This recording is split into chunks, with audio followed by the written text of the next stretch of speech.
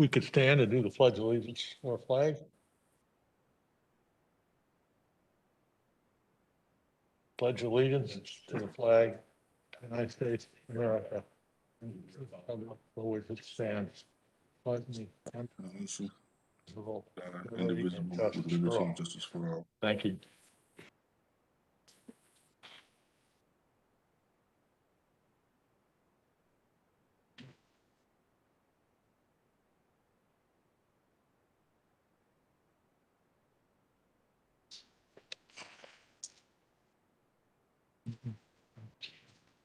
Introduce me and then.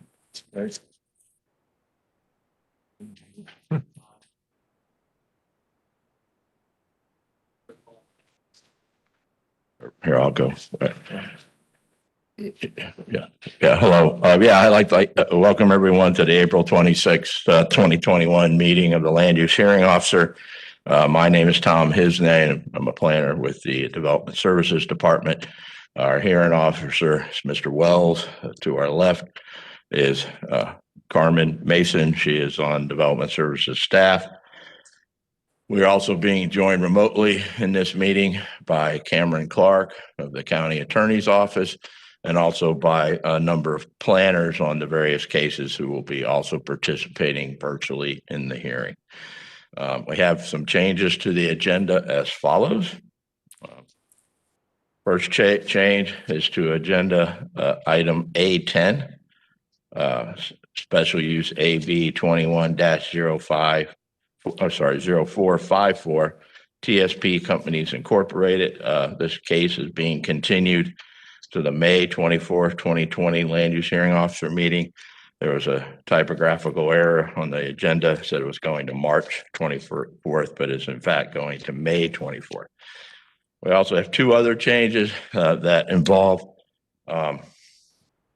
last minute requests for continuances. Those requests were not made in a timely fashion. Therefore, the applicants must appear at this hearing to request the continuance from the hearing officer, who then must grant the continuance. So the first one is item G4, variance application 21-0403. The applicant is Jose Milagros Carina, and they are requesting a continuance of this case to the June 21st, 2020 Land Use Hearing Officer meeting. Is the applicant's representative here? All right, please approach the podium.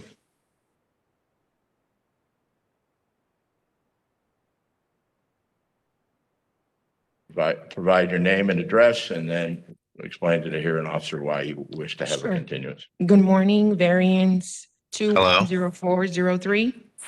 Hold on a sec. Okay, go ahead. I'm here.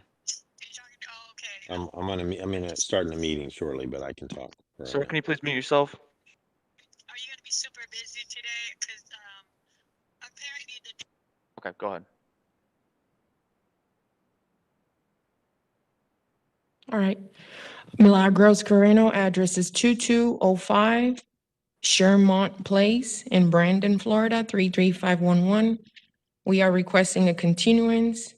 Reason being is that we're a community residential home, and we met with our floor plan designer, and we noticed that we need more space in the back. Initially, we had requested setbacks to be reduced from 23 to 13, and now we need from 23 to 8.5. And that's the reason for our continuance. Based upon that representation, we'll grant you the continuance. Thank you. The next change to the agenda is item H2, special use AB 21-0331. The applicant is Fins AB LLC. The applicant requests a continuance to the June 21st, 2021 Land Use Hearing Officer meeting. Good morning, Mr. Land Use Officer. My name is Matt Newton, 101 East Kennedy Boulevard, here in Tampa, law firm of Shoemaker, Lipton, Kendrick. We've been preparing for this hearing this morning and have met with the community. I believe this application will benefit by working further with staff to mitigate some conditions that have been identified. So we respectfully request your continuance. Based on that representation, we'll continue the case. Thank you for your time. And right now it would be till perhaps the June meeting. Thank Give you. you enough time? Absolutely. All right, thank you. Thank you. All right, that concludes the changes to the agenda. I will now read the published withdrawals and continuance as follows. Item A1, General Special Use 21-0143, Life International Academy. This application has been withdrawn by the applicant. Item A2, variance application 21-0247, the applicant's Cheryl Kilcoyne, Double E Land Company and Curry Investments Incorporated. This application is out of order to be heard and is being continued to the May 24th, 2021 Land Use Hearing Officer meeting. Item A3, special use application 21-0306. The applicant is Costanera Peruvian Cuisine. This application is being continued by staff to the May 24th, 2021 Land Use Hearing Officer meeting. Item A4, variance application 21-0410. The applicant is Sagalo Development Corp. This application is out of order to be heard and is being continued to the May 24th, 2021 Land Use Hearing Officer meeting. Item A5, variance application 21-0305. The applicant is Orlando Huertas. This application is out of order to be heard and is being continued to the May 24th, 2021 Land Use Hearing Officer meeting. Item A6, variance application 21-0338. The applicant is Keith Bolton. This application is out of order to be heard and is being continued to the May 24th, 2021 Land Use Hearing Officer meeting. Item A7, special use application 21-0375, Trademark Metals Recycling. This application is out of order to be heard and is being continued to the May 24th, 2021 Land Use Hearing Officer meeting. Item A8, variance application 21-0385. The applicant is Teresa McDonald Kirby. This application is being continued by staff to the May 24th, 2021 Land Use Hearing Officer meeting. Item A9, variance application 21-0400. The applicant is Denise Lee Sanchez. This application is out of order to be heard and is being continued to the May 24th, 2021 Land Use Hearing Officer meeting. As stated earlier, item A10, special use application 21-0454, TSP Companies Incorporated. This application is out of order to be heard and is being continued to the May 24th, 2021 Land Use Hearing Officer meeting. Item A11, variance application 21-0455. The applicant is Greg Barron. This application is out of order to be heard and is being continued to the May 24th, 2021 Land Use Hearing Officer meeting. And then the final item is A12, variance application 21-0469. Applicant is BG Ventures LLC. This application has been withdrawn from the process. That concludes the continuances and withdrawals. Thank you. Are we now ready for?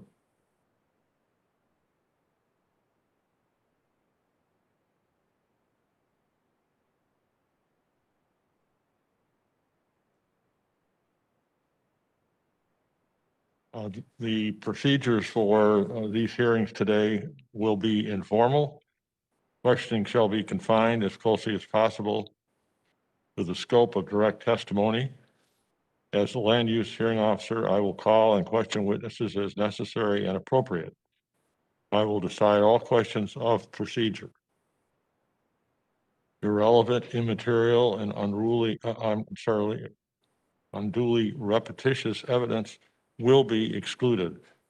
Any part of the evidence may be received in written form, and all testimony shall be under oath. Hearsay evidence may be used for the purpose of supplementing or explaining other evidence, but it shall not be sufficient in itself to support a finding by me unless it would be admissible over the objections in a civil action. The order of presentation would be the following. There will be a summary of the application, county staff and department findings. That's 5 minutes. The applicant and witnesses, with their proposal would be 15 minutes. Proponents' arguments for the application would be 15 minutes. Opponents' arguments against the application would be 15 minutes. Staff amended recommendations, if any, 5 minutes. Applicant rebuttal and summation, 5 minutes. For good cause shown, the land use hearing officer may grant additional time.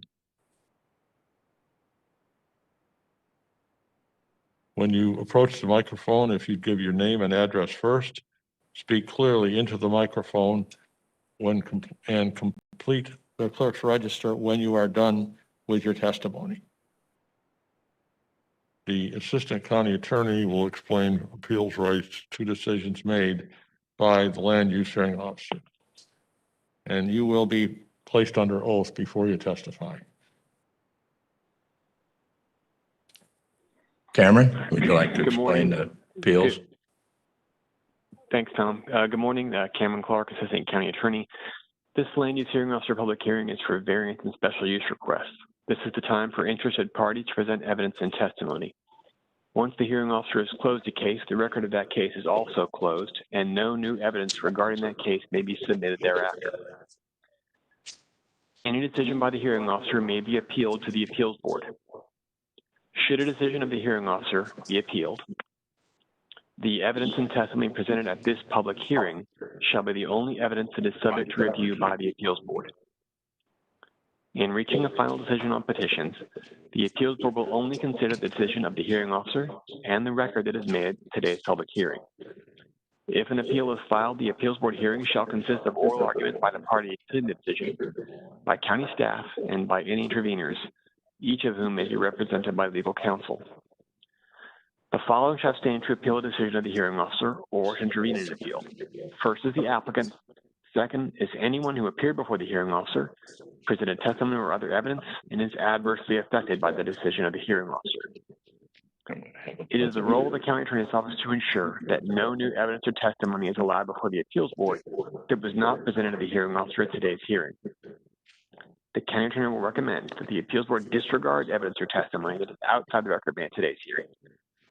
Any evidence that is presented to the appeals board that is outside the record created at today's public hearing could jeopardize the legality of the appeals board decision, and the presenter of that evidence could hurt their own cause. The safest course of action then is for you to write down any comments that you make today and to repeat those comments to the appeals board. Thank you.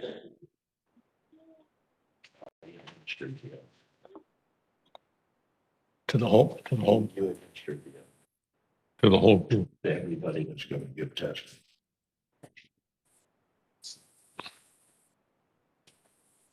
At this time, anyone that is going to give testimony, would you please stand up?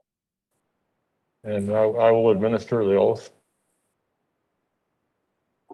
Do you swear that the testimony you will give today will be the truth and nothing but the truth? Yes.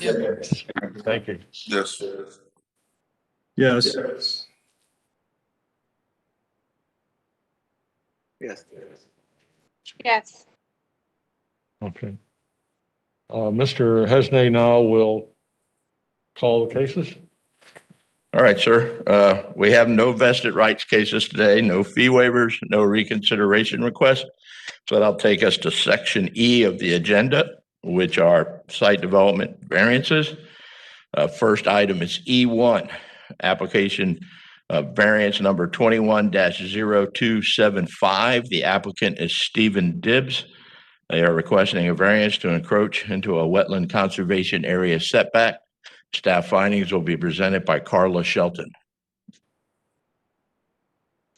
Good morning. This is Carla Shelton Knight with Development Services. Variance 21-0275. The applicant is requesting a variance from the 30-foot wetland conservation area setback requirement, section 4.01.07B of the Land Development Code. The applicant's specific request as shown Excuse me, Carla? submitted on January 13th. Excuse me, Carla? Yes. We're having trouble hearing you. Can you turn up your volume on your speaker, please?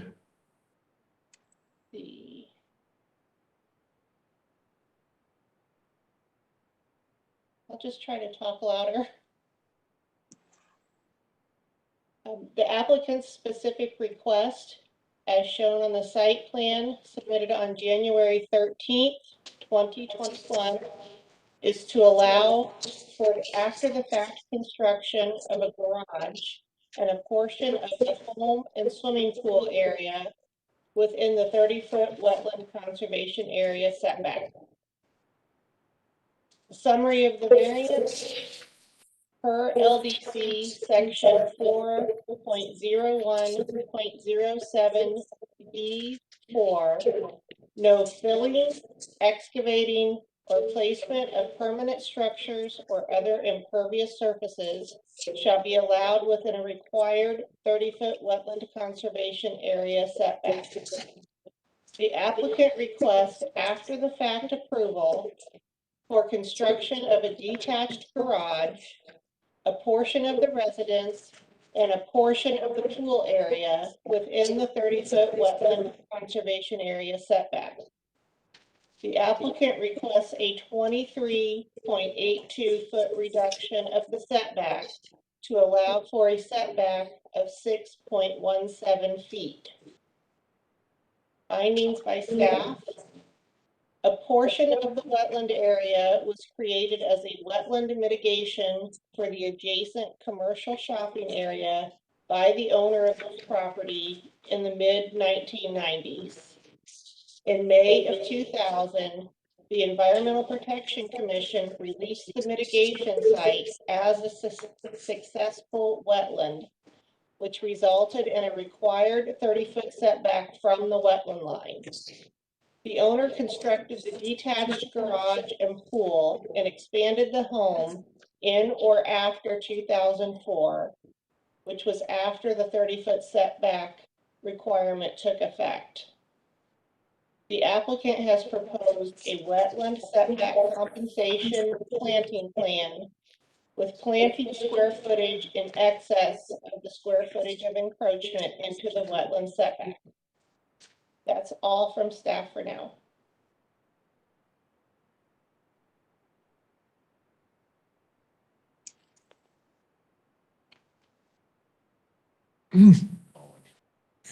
Next, we would take testimony from the applicant or anyone representing the applicant. Mr. Hearing Master, I'm sorry, I'm hearing an echo. Am I being heard okay? Mr. Hearing morning. Master, it's Mike. Sorry. Good morning. Good morning. I am Michael Horner, 14502 Northdale Mabry Highway, Tampa, Suite 200, 33618, representing the owner and the applicant on this matter. I am joined this morning, Mr. Hearing Master, with Jeremy Couch of Tampa Civil Design, professional engineer. We also have Mr. Bob Upcavage from Environmental Consultants, although I see Bob's window buffering, so I hope he can make that connection. I think he's working on it now. So we will proceed. We appreciate staff's support on this. No objection. This is a rather unique request, Mr. Hearing Master. Jeremy, if you can do a shared screen on the site plan, please.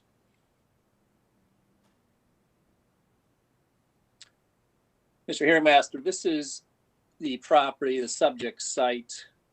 Just back up a little bit, Jeremy, so we get the entire site. This was a PD rezoning under petition 20-0286. It was filed a year ago for consideration for an ALF and treatment facility. That was under review with staff for the last 6, 7, 8 months. Unfortunately, we ran into a time constraint on the 180-day time clock for cases going to the zoning hearing master. That case has been withdrawn.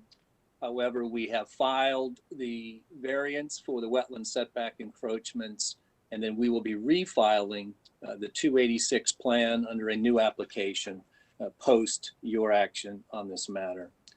A couple things, Mr. Hearing Master. One is this is a little bit unique because we have existing conditions and we are asking to permit those encroachments post-construction. Those improvements have been in place for 15 to 20 years. Mr. Dibbs did a elaborate wetland mitigation creation area. If you're not familiar with it, the entire shopping center at Northdale and Hoyt Road, that was wetlands. Mr. Dibbs' property to the west and south were uplands, and he essentially removed the wetlands on Dale Mabry and recreated an elaborate and well-recognized wetland system mitigation area around his residence south of Hoyt Road, as you can see here on the graphic. So it is true, we have encroachments on the pool and the garage. We believe those were permitted, but Ms. Shelton and I have reviewed records and we cannot find those. I can assure you, after spending 10 years and almost $1 million plus on those work efforts, Mr. Dibbs would not have failed to get permits. We believe those permits have been granted. We're having a hard time finding those as well. A second part of this discussion, Mr. Hearingmaster, is the site plan before you was reviewed by Hillsborough County Transportation staff. We did not want any wetland encroachment. We did not want to expand the driveway or add sidewalks, and we offered design alternatives for that. Unfortunately, the transportation staff came back and said, since this is technically a rezoning for a commercial licensed facility, you have to meet commercial requirements for access, ADA, and driveway construction. So Jeremy, you can just take your cursor onto the existing driveway, and the shaded area is now our proposed 24-foot wide commercial driveway and a required sidewalk that transportation has required that will connect to the existing sidewalk system on Hoyt Road. So due to those latest requirements, I shouldn't say latest, they were part of the 286 rezoning comments back in February and March. We also have an encroachment into the wetland system on the west, I believe, and Jeremy is going to speak next. We can address that setback encroachment. I believe we're about 12 feet for that encroachment into that wetland. Of course, that doesn't include any retainer walls. So that is the required sidewalk staff is asking for. The driveway that we did not want to widen now has to be widened, so that necessitates that encroachment. We believe these are justified due to county action in terms of the southern existing condition. Again, we maintain that we believe those were permitted. Certainly building permits were issued. We are still scouring our records and files for EPC's comments back then. But Ms. Shelton thought it would be cleaner if we came before you in one unified LUHO application. And that's why we are here before you today. We are exceeding all compensatory planning requirements. And at this time, I'm going to turn over to Jeremy Couch, our engineer. Good morning, Mr. Hearingmaster, Jeremy Couch. Mike's done a great job explaining our request to you today. Our client ultimately wishes to convert his large estate home into a small assisted living facility. And the requests in front of you today are a bit of housekeeping to clear the record and allow us to proceed with that application. The wetland itself is in fantastic Mr. Couch, condition. hold on for 1 second, please.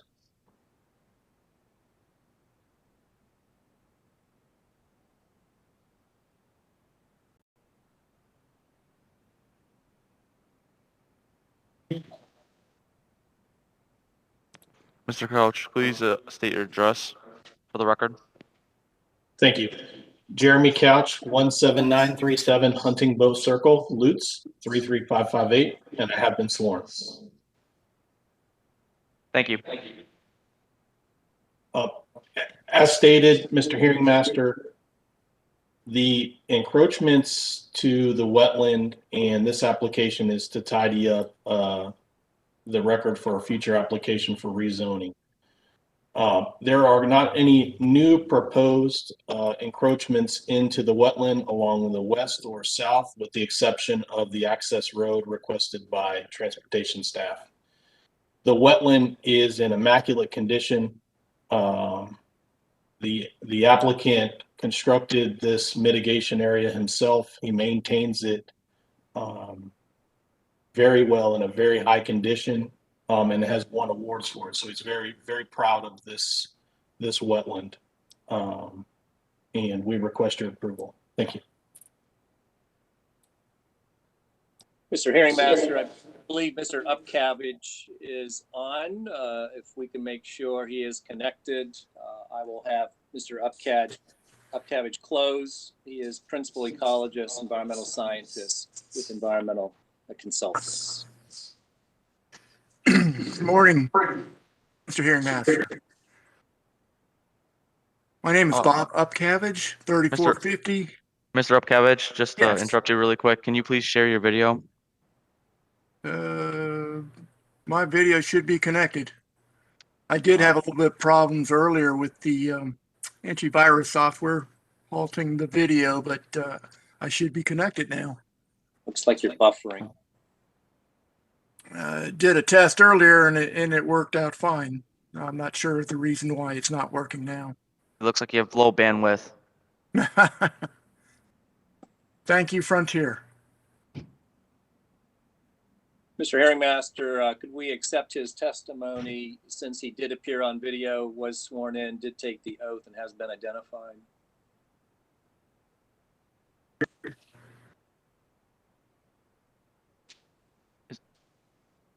Yeah, I believe we can take his testimony without the video. Thank you. Go ahead, Bob. Okay, thank you. Again, my name is Bob Upcavage, 3450 Gallagher Road, Plant City, Florida, 33565. Allow me to provide a little bit of my background. I've been involved with environmental permitting for 33 years, 13 of it with the public sector, and 20 years in the private sector. The public sector, 1 year was spent with DRD, now Development Services, and 12 years with the Environmental Protection Commission of Hillsborough County. During those 12 years, I was environmental supervisor during the permitting of Mr. Dibbs' project, both the construction of the commercial site and for the mitigation area. It's quite possible during the time of that permitting that Mr. Dibbs was informed that no setbacks apply to creation mitigation sites. I had discussion with John Schreckengost, then supervisor of the Natural Resources section of Planning and Growth Management Department, now Development Services, that setbacks wouldn't apply for a couple of reasons. One is most sites were very limited in where they could put their mitigation areas. And if they were put up against property boundaries, it would encumber adjacent properties with that 30-foot setback. The second thing was that during the monitoring period, that setback didn't apply for a period of 3 years for herbaceous systems or 5 years on forested systems. So it didn't really make sense that somebody could construct something in the setback during the monitoring period, but as soon as the project was released, that a setback would apply. Of course, that may have changed after my leaving the EPC, which was in about year 2000. But it was my understanding that setbacks did not apply to creation mitigation sites because of the stated reasons. Mr. Dibbs is pretty proud of that particular site because, as indicated earlier, it was one of the premier type mitigation areas utilizing fully grown trees in its installation instead of, you'll have to excuse me, I had my second COVID shot just recently. I'm still suffering from it.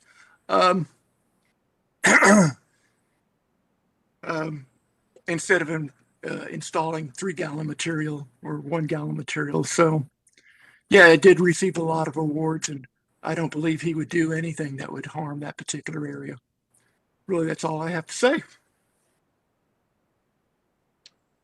Thank you, Bob. I will just close our case in chief here, Mr. Wells, by echoing the comments and the support of natural resource staff. this site is secured. If you need access, please advise staff, and they can advise us, and we will get you entry. It is a incredibly maintained site. Mr. Dibbs takes great pride in the maintenance of this. And the first thing he will show you are all the plaques, awards, and citations from SwiftMud and EPC on this mitigation creation. So he is out there almost on a daily basis maintaining this mitigation area. So with that, we'll close. Happy to answer any questions. Thank you. This is Mr. Wells. I have, I think, one question.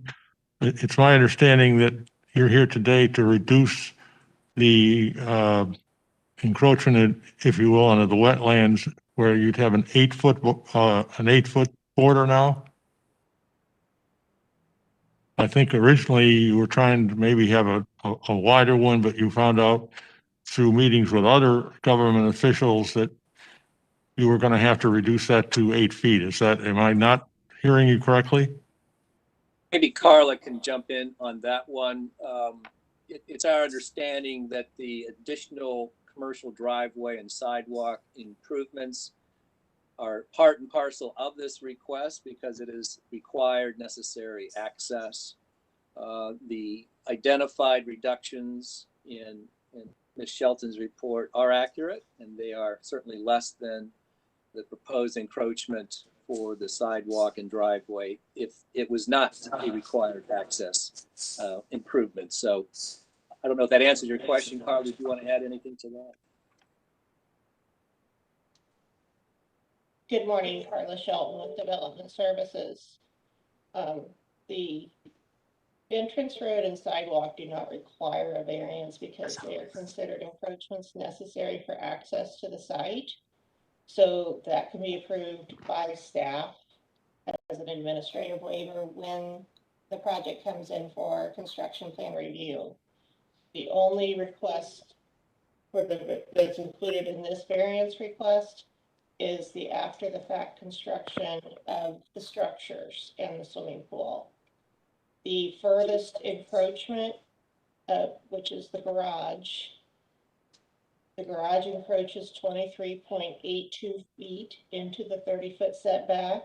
So there is a remaining area of 6.17 feet of setback before the wetland line is reached.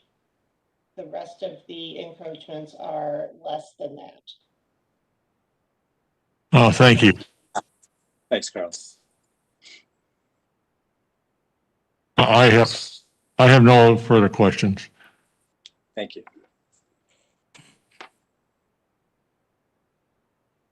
Impacts that we have already had approved by EPC and SwiftMud, and they are being mitigated in the 2 orange areas at the top of that drawing there.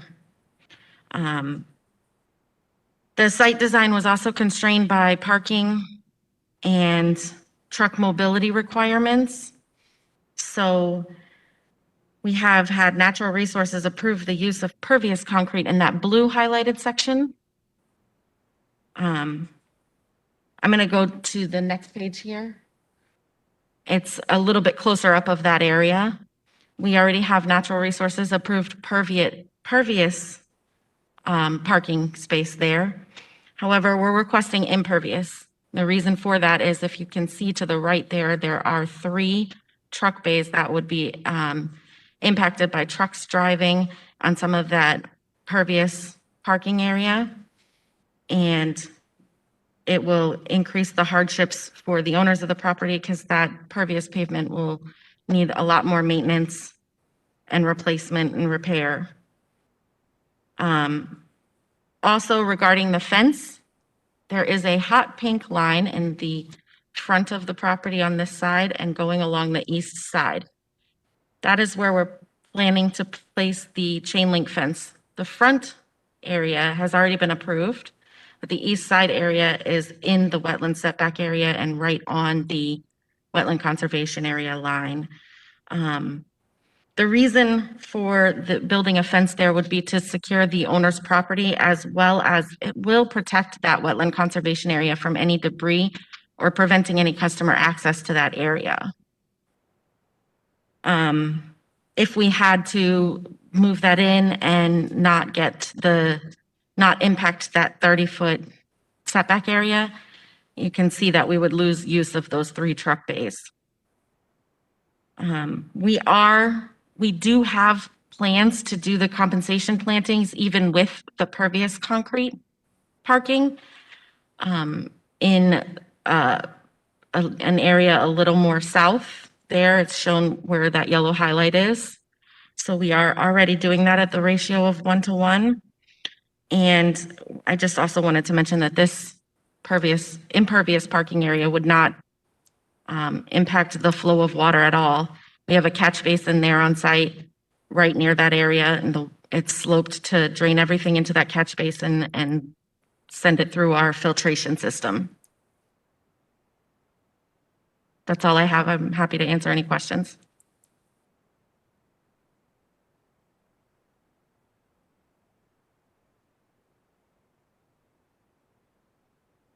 I don't believe at this point I have any questions. Anyone else? Or either the staff or the applicant have any questions? Thank you. Thank you.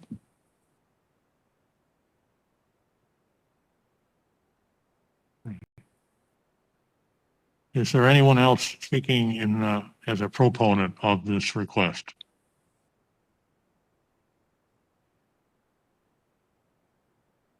Seeing no hand or no one approaching, is there someone or more than someone that wants to speak as an opponent of this request? Seeing none, I would declare the hearing on this.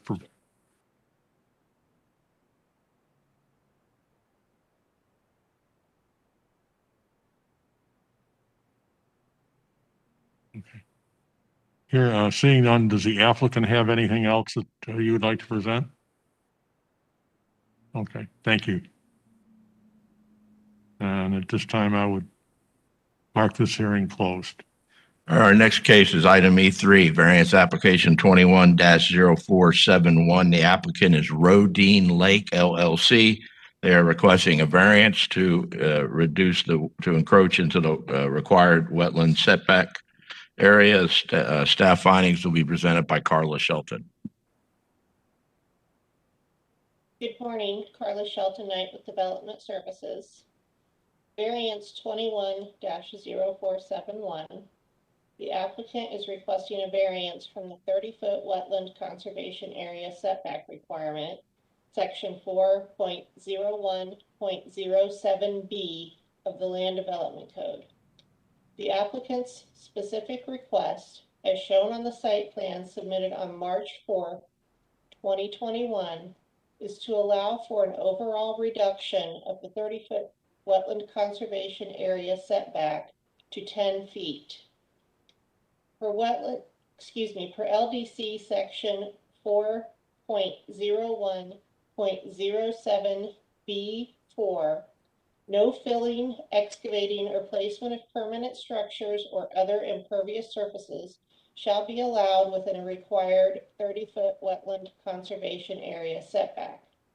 The applicant requests an overall reduction of the 30-foot wetland conservation area setback for new subdivision lot development. The applicant requests a 20-foot reduction of the setback to allow for a setback of 10 feet. That's all from staff.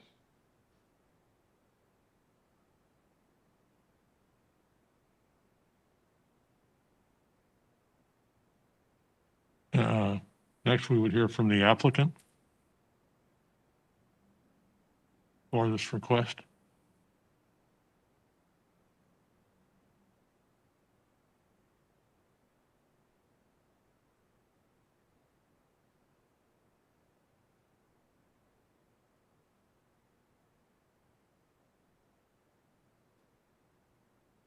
Stephanie, are you there?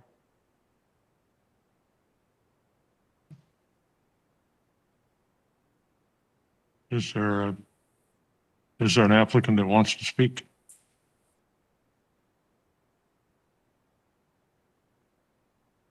Seeing none, I would,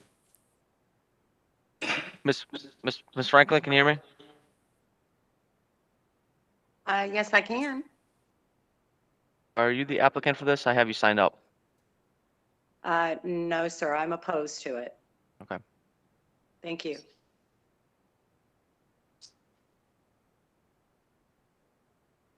Is the applicant here virtually?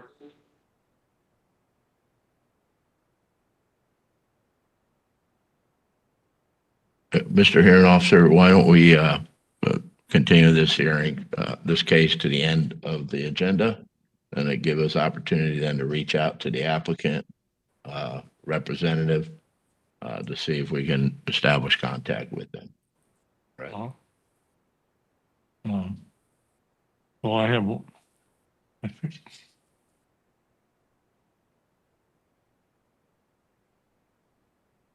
there's at least one person who wants to speak. Right. Well, we're going to continue. My suggestion would be, but tell you what, let's just wait 1 minute to see if we can contact the applicant's representative right now. Thank you. By phone. I'll have our tech try to do that. So we'll just have a slight pause for the hearing for right now.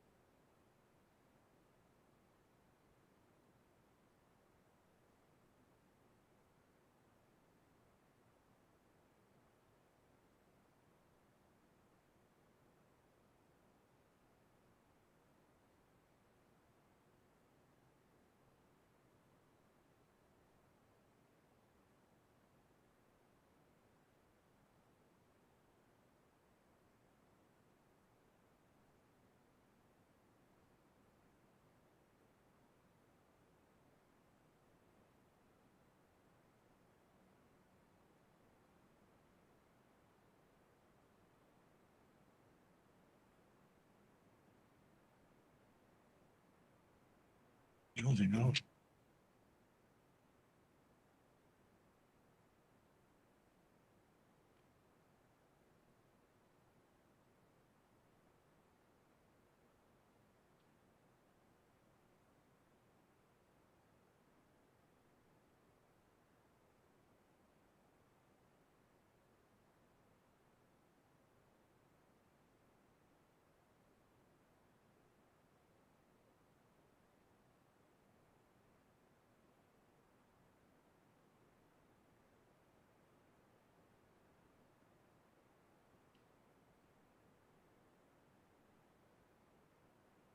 Yeah, we got a hold of the applicant's office and they're trying to, I mean, the representative, and they're trying to contact the representative at this time.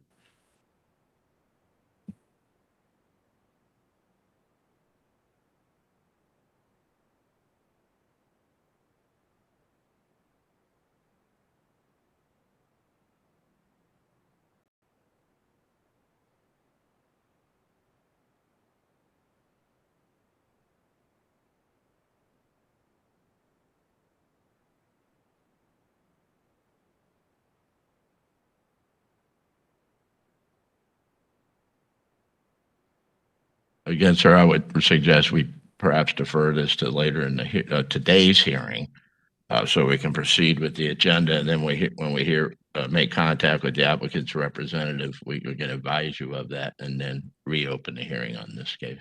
Can I please say something real quickly?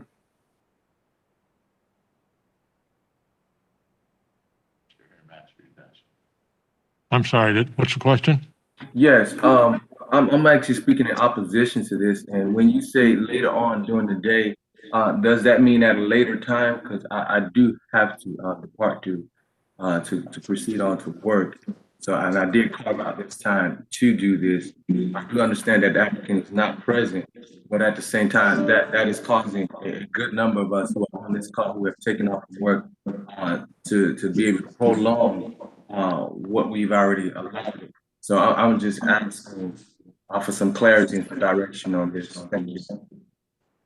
Yes, Well, I my- also, You need to interrupt. be here at this time. Okay. Sir, can you identify yourself for the record? Yes, my name is Otis Collini. One who's in opposition to this. My address is 11846 Whisper Creek Drive. And this project is taking development that's taking place directly behind my house in my backyard. So, All right. thank you. Well, what I'm going to propose is we are trying to contact the applicant, perhaps give us like 15 minutes. And then if we cannot move on this, then we'll come back to you because I think there's at least one person in the audience also that wants to speak in opposition to this. There's actually several of us, even on the live feed also. It's about several of us. All right. Thank you. We will get back to you. Thank you, Mr. Hearing Officer. Okay. So, do you want to move on to the next? I'm sorry. That will be at your call. Yeah. Here to speak. All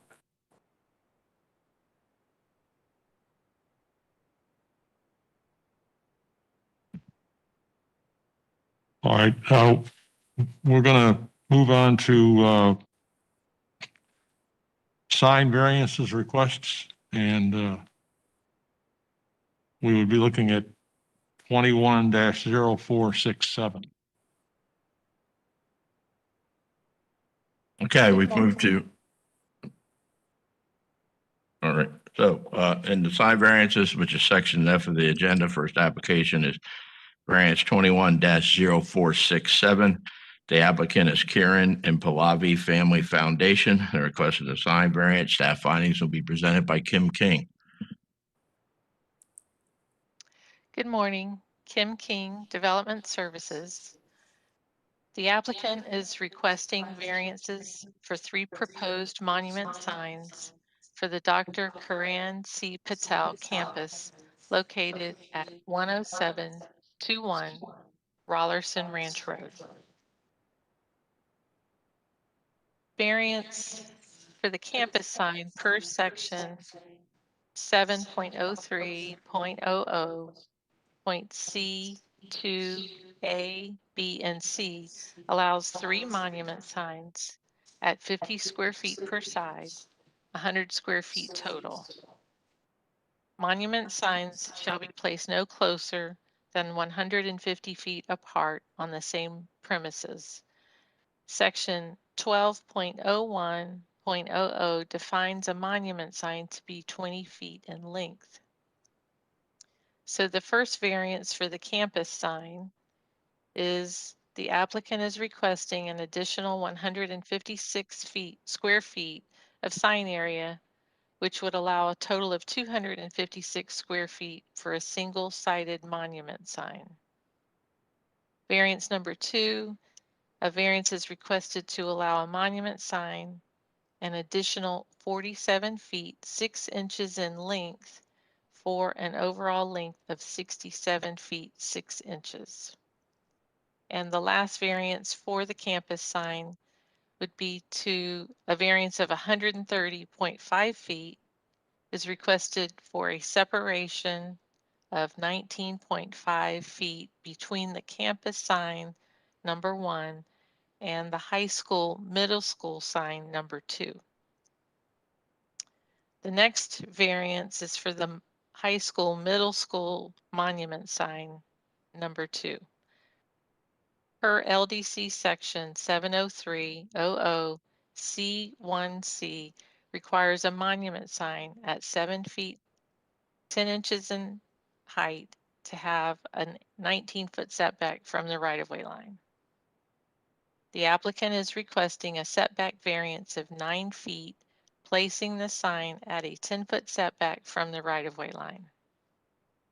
And the last variance is for the monument sign, the high school monument sign number 3. Per LDC section 703.00C1C requires a monument sign at 7 feet high to have an 18-foot setback from the right-of-way line. The applicant is requesting a setback variance of 8 feet, placing the sign at a 10-foot setback from the right-of-way line. That will close my report.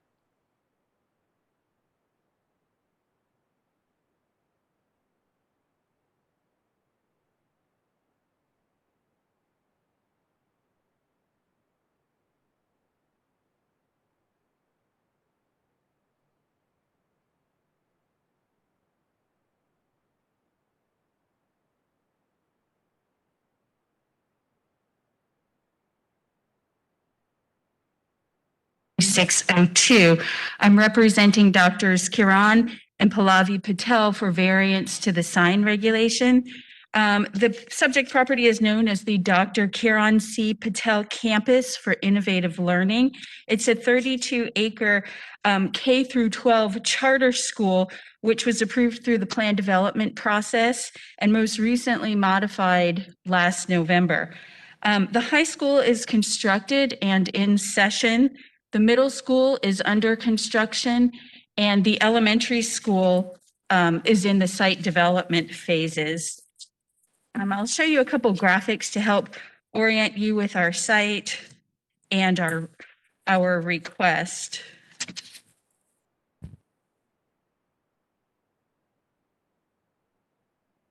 As you can see here, the site is located on the west side of Interstate 75. It's adjacent to Rollerson Road, which is a local 2-lane frontage type road. And it's in between US Highway 301 and Fowler Avenue. The properties to the north are vacant and within the city limits of Temple Terrace. All of the land to the east is owned by the Water Management District and used in conjunction with the Tampa Bypass Canal. The property to the south consists of Rollerson Ranch, an agricultural business and a family compound, and also a 500-foot wide swath of land owned by TECO. Further south is a church, and further south from that is a 16-lot single-family subdivision. This graphic here shows our proposed signage plan. And as you can see, we're proposing 2 monument signs, one on each access point, and a large site identification sign in the middle. The monument signs are proposed to be 7 feet in height, and they require an 18-foot setback. We're proposing a 10-foot setback. The campus identification sign would not be legible to highway travelers at the allowed 50 square foot sign area and 20-foot sign length. So we're seeking variances to increase the sign area of this campus identification sign to 256 square feet and 67.5 feet in length. As proposed, the northernmost monument sign is going to be located on the north side of the northern driveway. Again, it's 7 feet tall. It's a one-sided sign with an electronic message unit. It will identify the middle school and high school. The hardship here is the shape of the lot and the location of a grand oak.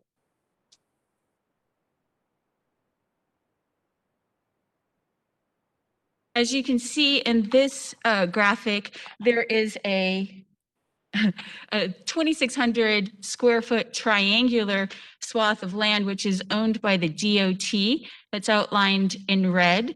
And then the orange circle is the location of the 46-inch grand oak tree. We're proposing to put the northernmost sign 10 feet from the interior, from the property line.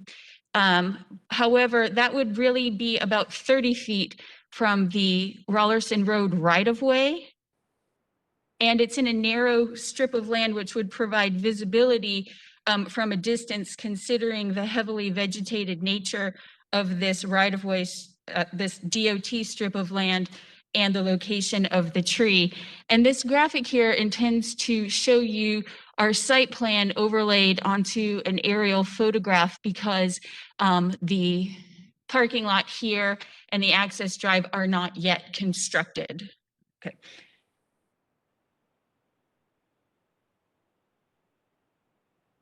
We're also asking for variance to allow a 7-foot tall monument sign on the north side of the southern driveway. This monument sign matches the monument sign to the north, with the exception that it does not have an electronic message board, and this one is double-faced. It identifies the high school. We're proposing this at the 10-foot setback because of the hardships associated with this property. Again, that is the odd shape and the heavy vegetation in this area.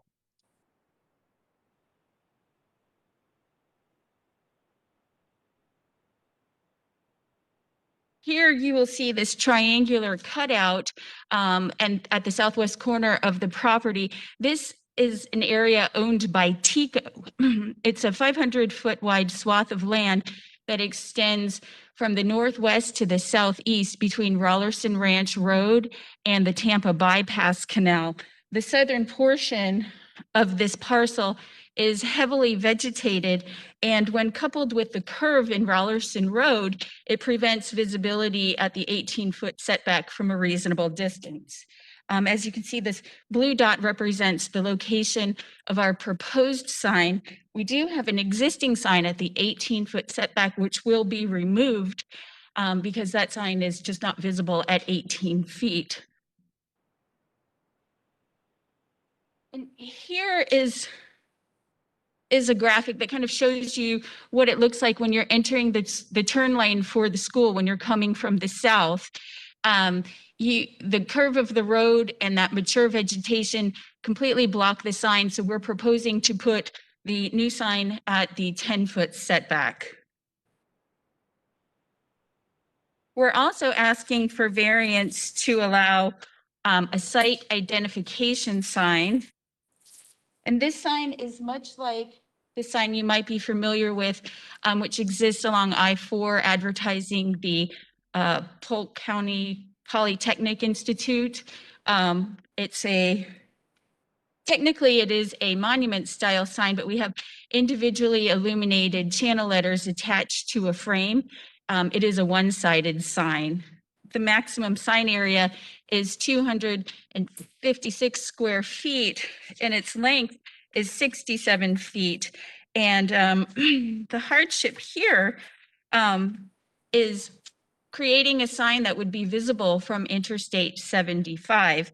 The allowed 50 square feet of sign area and 20 foot of sign length does not compensate for the rate of speed and distance between the sign and its intended viewer. Finally, we are seeking a variance to the distance of separation between this proposed campus ID sign and the southernmost monument sign. The code requires a distance of separation of 150 feet. However, we can't meet that distance of separation and still provide reasonable visibility from the interstate because the interstate has mature tree plantings in its right-of-way. Here I'm showing you the one area of opportunity for a sign, which would be visible from Interstate 75 and also the Fowler Avenue off-ramp. When putting our sign package together, we consulted with the International Sign Association and the United States Sign Council to come up with a signage size and letter size that would allow for visibility. And as you can see in this graphic, the recommendations from the Sign Council and International Sign Association would say that a sign 425 feet or a sign intended to be viewed from a distance of 425 feet should have a letter height for easy readability of 42.5 inches. We're proposing 30 inches for our campus identification sign.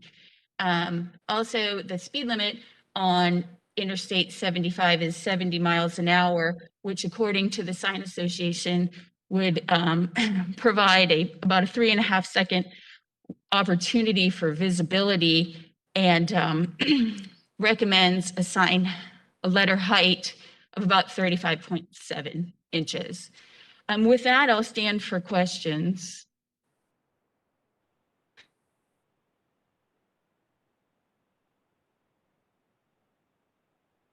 You shared a lot of information.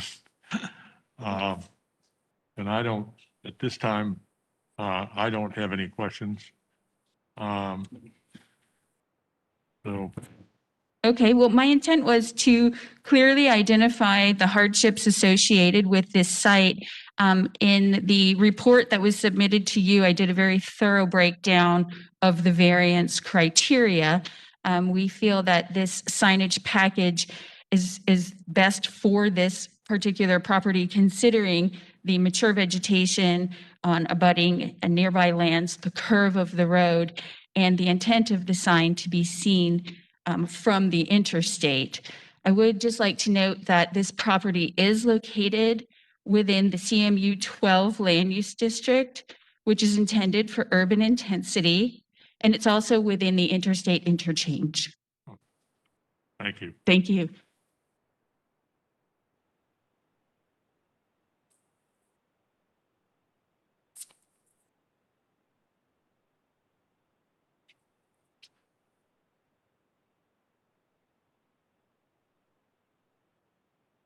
Are there anyone here speaking in favor of this sign proposal?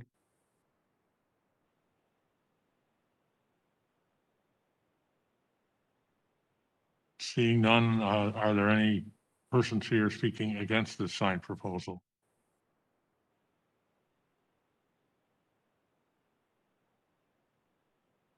Does the applicant want to speak again, or have you made your presentation? No, I think I've made my points. And again, I just offer up some time. If you have questions, I'm happy to answer those, but it seems maybe you do not. Maybe I've answered them all. Yeah. Thank you. At this time, I would close the hearing on the sign variance proposal. Mr. Hearing Officer has been advised that the applicant for item E3 is now actually made connection virtually. So if you'd like to reopen the hearing on item E3, variance 21-0471, the applicant is now available. Okay. Thank you. Given that information, I would reopen the hearing on variance 21-0471. Chris, can you hear us? Mr. McNeil?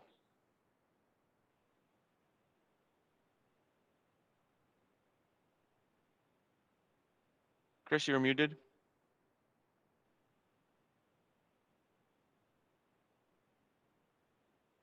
Chris, I unmuted you. You should be able to speak now. Okay, thank you. All right, can you enable your video too as well? Yes, sir. Give me 1 second here. All right, thank you.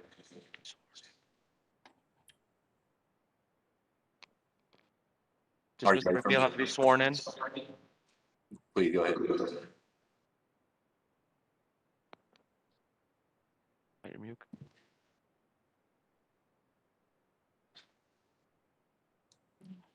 Do you want to? You good? Are you going to swear me in, DJ?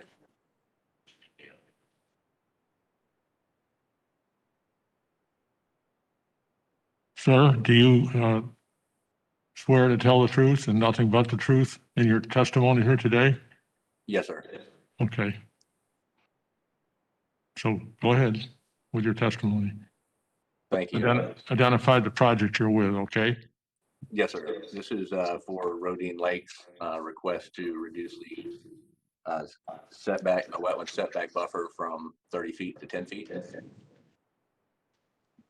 Mr. McNeil, can you please identify yourself for the record and your address? Yes, sir. My name is Chris McNeil with McNeil Engineering. 15957 North Florida Avenue. Lutz, Florida 33549. Thank you.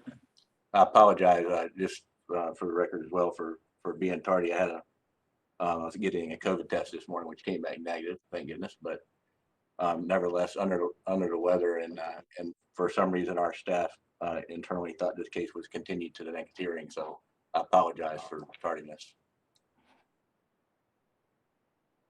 Are you prepared to testify? Yes, sir. The request we have before us this morning is for the reduced wetland setback against a borrow pit that was previously approved as such. The reduction is to support a subdivision that is currently proposed and already been approved through a PD process. So we are picking up the project at in a state of transition from the previous engineer of record and requesting the reduction of setback for this particular borrow pit. There are several projects that have been approved with this same reduction in the vicinity of this site, of which I have some examples that I would like to share. Can I share my screen? Yes, you can. At the bottom of your WebEx, you should see share.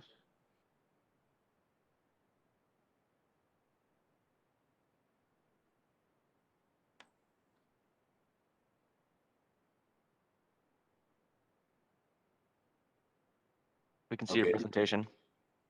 Yes, sir. This is one in particular here. I've got several here that will go through just for reference.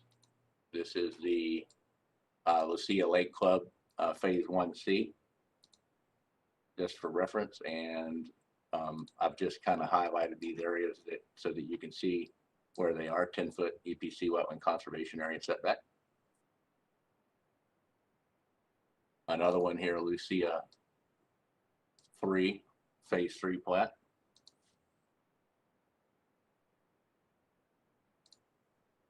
And these are all right in the immediate vicinity of this project.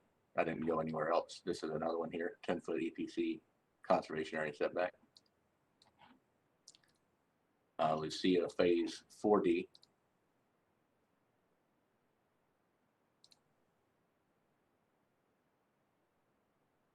Another example here, 10-foot wetland conservation area setback. Ridgewood. I believe this one is the most recent, and I can identify these on the property appraiser's map or something if you'd like to see that. But here's another, this 10-foot as well.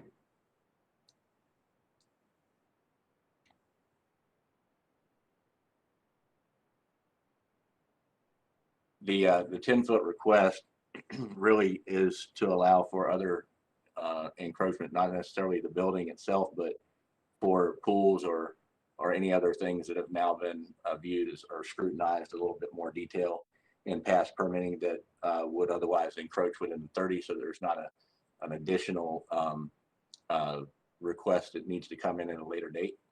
There's no increase in density or anything that's being requested as a result of this. There's no other changes that are obviously that are changes to the PD plan or conditions that are being requested. It's just simply a request to reduce the 30-foot setback to 10-foot as it's been granted in these other neighboring properties.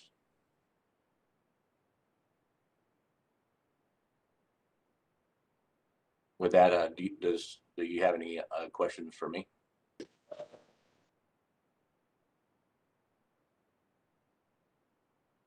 I have no questions for this, Mr. McNeil. Is there anyone else that wants to speak in favor of this project or this proposal?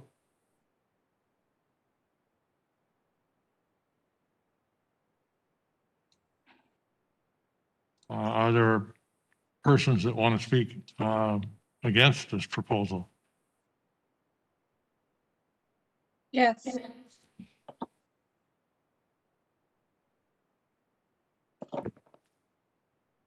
We have a few participants on virtually that are signed up to speak in opposition. All right. Do you want me to just call them out as they go? Yes. Miss Brittany Hill. Hello. I am, I'm sorry, Brittany Hill, 11850 Whisper Creek Drive, Riverview, Florida, 3569.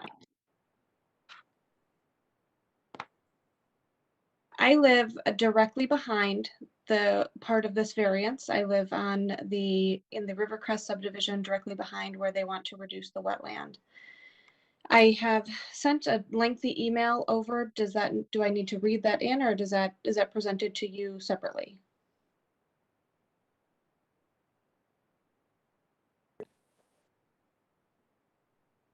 Daniel?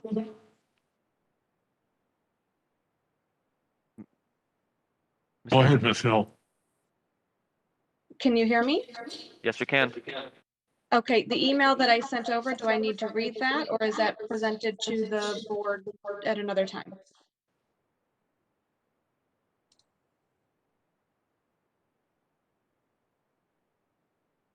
Okay, well, since I can't seem to get clarification there. Excuse me, yes, ma'am. When did you Yes. send the email over? I sent it to the hearing office about a week or so ago. Okay.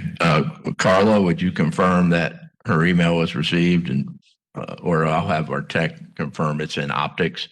It should have been placed into the record. So give us 1 second and we'll confirm. And what is your name again, please? Brittany Hill.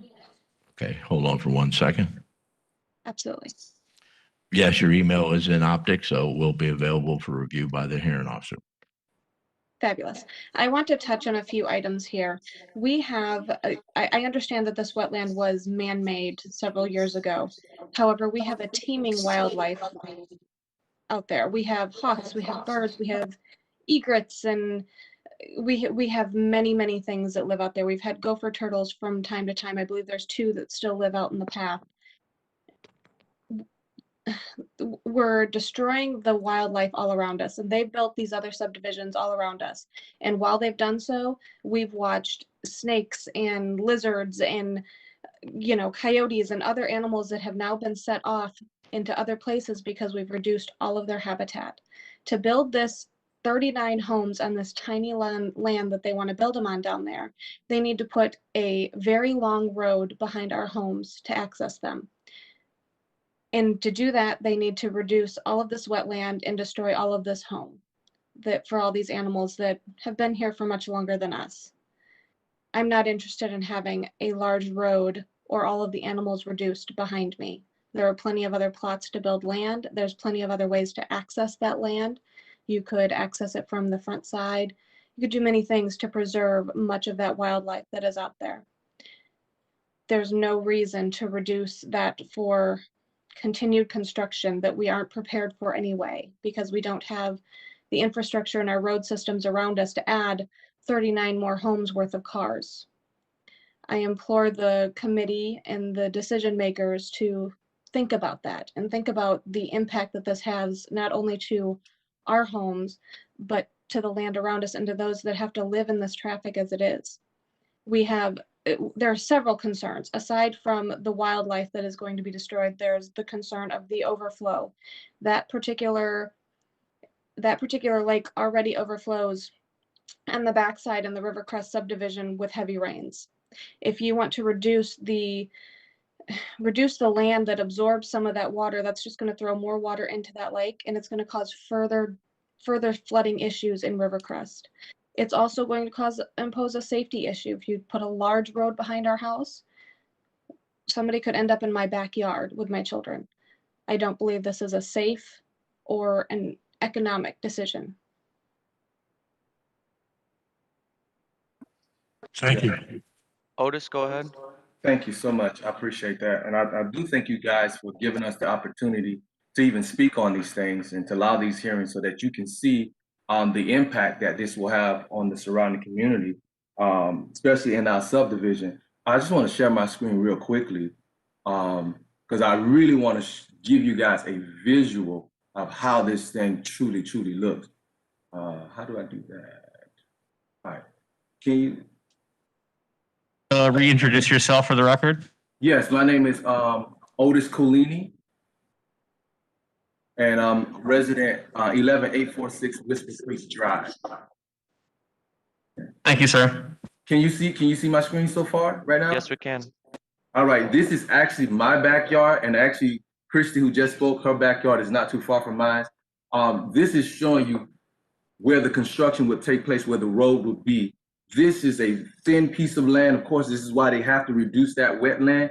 Of course, that's a hawk that's right on that pole looking into the lake.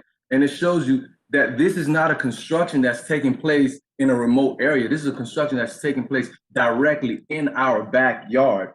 When Mr. Christopher showed you guys an example of the other developments that have kind of brought down some wetlands, these were developments that didn't develop in the backyard of other people's properties. So this is directly in our backyard. I can understand if it was a remote area, nobody's backyard, I get it. But this is truly our backyard. And not only is it our backyard, you're talking about the safety of a road being directly behind our house. And not just that, even in the development of that, most of us have our children who are learning from home, and some of us who are working from home. This is an ongoing construction process that will have to take place while we're here teaching our children, not just teaching our children, but also working ourselves.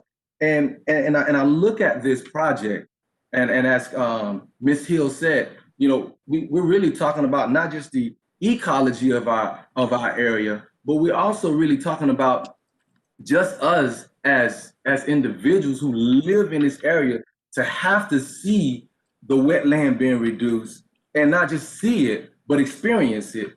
So I most definitely have to really speak in opposition of this. Matter of fact, our community is really not happy about this, and not just the neighbors behind us, but everybody around the lake. And as you can see there's quite a few houses that are around this lake. Like I said, I'm not against development. I'm not against growth, especially in Riverview. But man, when it's directly behind your house and you have little kids that are learning in your house, it just goes against how we function and what we need in order to really thrive, especially during COVID. I do hear Chris McNeil talking about he got his COVID test, and I'm happy he's not positive.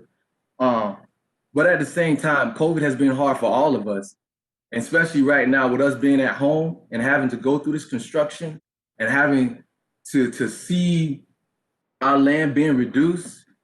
I have to speak in opposition to that, especially when it's directly in my backyard. And that's why I wanted to show you guys that picture of how it looks. This is not something that's way out there. It is directly in my backyard, directly. And my lot is not even, it's only like 4,000 something square feet. So this hits home pretty hard. Thank you guys. Thank you for the hearing, and thank you for allowing us to speak. Thank you. We have a Stephanie Franklin.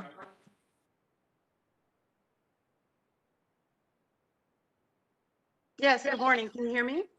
We can hear you and see you. My name is, you can see me or you cannot? We can. Okay, thank you. Again, my name is Stephanie Franklin. I'm at 11852 Whisper Creek Drive. I would like to also partner with Otis as well as Brittany that I'm very, very concerned about Mr. McNeil's idea to reduce the wetlands, more environmental than anything. I don't understand why it's necessary to build 39 homes. I do, like Mr. Colony mentioned, I do agree that progress is necessary for our tax revenue, our growth of our community, absolutely. But right there, that makes no sense. We don't need 39 homes there. We don't need to deprive our nature and wildlife of what they've been relying on for almost 20 years. So I just appreciate the opportunity to definitely express that this is not in our best interest. It is not in the best interest of Hillsborough County, and please rethink it. Put it somewhere else or reduce. Thank you.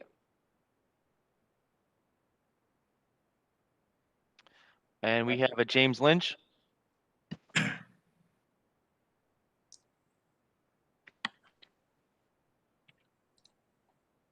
Hey guys, I'm James Lynch, 11832 Whisper Creek, Riverview, Florida, 33569. Just to piggyback off of Brittany and Otis, they really nailed it. We are very concerned about the wildlife in that back area, and you guys encroaching even farther. What I'm most disappointed is we didn't even get to see what you're trying to do. But again, as they said, reducing those homeowners back there to even go into those properties, that pond floods. The wildlife that we get to enjoy every day, the egrets, the gopher turtles, the hawks, it's beautiful. And to keep taking that away is just, it saddens me. It really does. There's plenty of other areas to develop that aren't backed up to other properties. The examples that were presented of other areas being reduced we're comparing different things. Those areas were not up against other people's lots. They were not affecting anyone's safety or anything else like that. We are against this.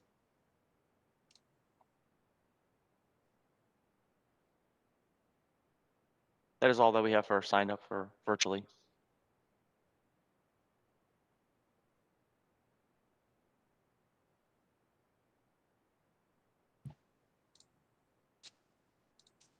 We would, sir, should we go back to the proponent for rebuttal?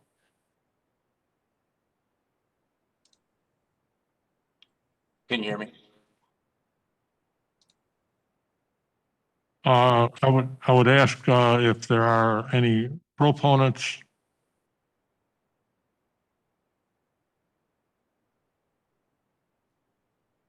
All right, then I would ask to go back to you, sir, who I can see on the screen for your rebuttal. Yes, sir. I would like to, I'm going to share my screen again.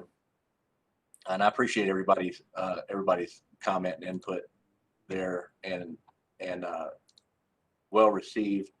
I think that I'd like to clarify a couple things because I think, as I heard Miss Brittany and several others mention about the reduction of wetland and concern for environment. And so I just wanted to make sure that the request here is actually seen. So first, let me, I guess, start with the actual PD plan. This is the approved PD plan, which was done back. It's an 18 case. It shows it's for this particular parcel that we're dealing with. This is the piece that is the upland here. The access was clearly defined on this rezoning plan. This was all reviewed and approved by the county commissioners, and for a subdivision being accessed with the road in the exact same place that we're showing it. None of that is part of this case. The only request for this case is to reduce the wetland setback from 30 to 10 along these perimeters that are against the borrow pit. The maximum dwelling units that are allowed for this particular project is 50. So in reality, the landowner developer could develop this into 50 houses, of which we're only requesting 39. So it's not a matter of density. We feel we've already reduced the allowable from 50 to 39 for this particular case. So it's not trying to squeeze or cram anything in. This is, again, just simply a request for the setback along the edge next to this borrow pit, which is exactly the same as the other cases I showed you prior. And so it's not a reduction to reduce up against these up against backyards or houses. I'm showing the road exactly where the PD plan depicts it, and that's one of the things that controls is access. And so, for the example from the wetlands edge, again, we're not proposing any wetland impact at all. In fact, we've revised the plans to be just that, no wetland impacts. But from where the normal pool of the water's edge is, we're more than 30 feet away from that. In fact, we're 48, almost 50 feet away from that water's edge. Why?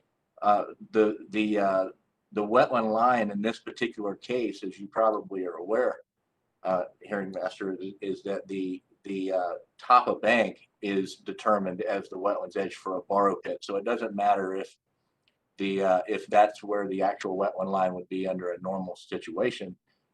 It's because that's in a cut situation, man-made cut situation, that they define that as top of bank. So one of the last items that was mentioned about was regards to stormwater and floods and so forth. Again, this particular project will have to go through site permitting and development, not only with Hillsborough County, but SwiftMud, to show that we meet the criteria for stormwater both pre and post development. If we don't meet that, then obviously they don't approve it. And so we're very cautious about that. But that has nothing to do with the request today. Again, the request is simply along the edge of the borrow pit for that request to reduce, as the other subdivisions haven't been recently approved as well, for that reduction. With that, I'll close unless there's additional questions for me. Thank you, Mr. McNeil. I think at this time that we can close the hearing on this proposal. All right, that concludes section E of the agenda. We only had one sign variance, so that concluded section F, which now takes us to section G, which are general variance requests. First case is item G1, variance 21-0258. The applicant is Mario Parra. They're requesting a variance to accessory dwelling requirements. Staff findings will be presented by Tim Lampkin. Yes, this is variance 21. Tim Lampkin, Development Services, Hillsborough County. This is variance 21-0258. The applicant's requesting setback variances for an existing accessory dwelling and a covered patio on a corner lot that's zoned RSC 6, which is residential single family conventional. For the accessory dwelling, per LDC section 6.11.02.e, accessory dwellings shall meet principal building setbacks. So section 6.0101 requires a minimum front yard setback of 25 feet and a minimum side yard setback of 7.5 feet in the RSC district.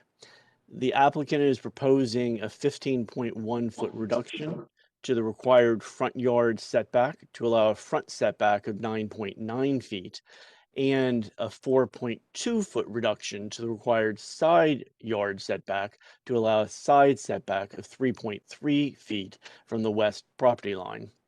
The second request is for the covered patio. Per LDC section 6.01.03 I.4, covered patios shall not intrude into the required front yard setback. Section 6.0101 requires, again, the same 25-foot minimum front setback. The applicant's requesting a 7.4 foot reduction in the required front setback to allow a front setback of 17.6 feet from the north property line. Staff will note, and it's in our findings, that the accessory dwelling was converted from an existing garage without permits, and the property owner has been cited by code enforcement. And if the subject variances are approved, the property owner must obtain after the fact building permits and certificate of occupancy for the accessory dwelling. That does conclude staff's presentation.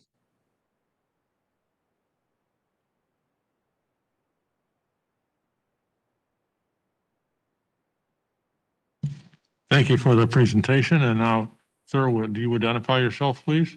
Yes, Timothy Lampkin, Land Development Services. Oh, I'm sorry. I'm sorry. I thought you were asking me to identify. My apologies. No, I was asking this gentleman to identify himself. Sir, were you here? Yes, good morning. Were you here when we, Yes, sir. Been here since early this morning. all right. And would you identify yourself, please? Certainly. My name is Mario Parra. I live in 3019 Banyan Hill Lane, Llano Lakes, Florida.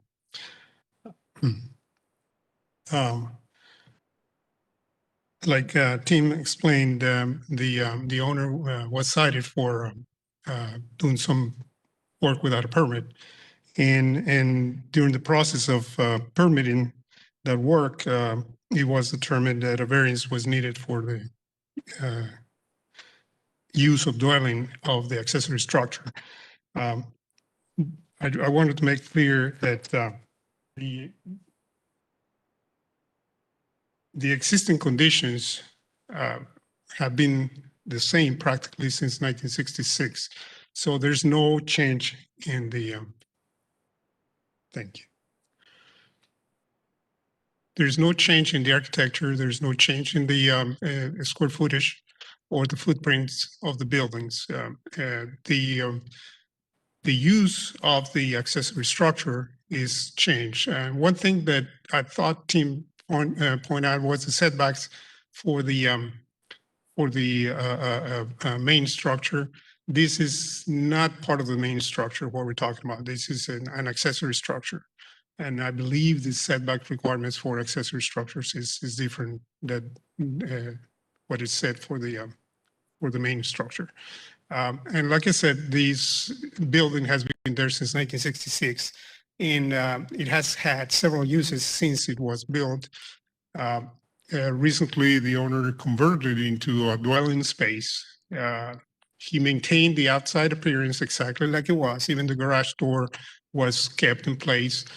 All the inside was obviously insulated and finished for dwelling use. And that's what we're want to permit eventually, of course. But at this time, the setback issue really refers to structures that have been there, both in the garage as well as the canopy there for the cover car space for a long time. So there's really no changes that are going to happen based on this application request. That's basically it. The drawing shows here the canopy for the car, which has been there for a long time.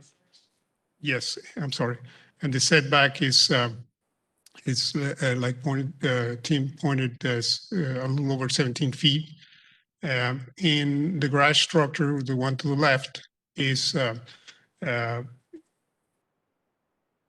has, of course, a less. It's even farther out than the canopy.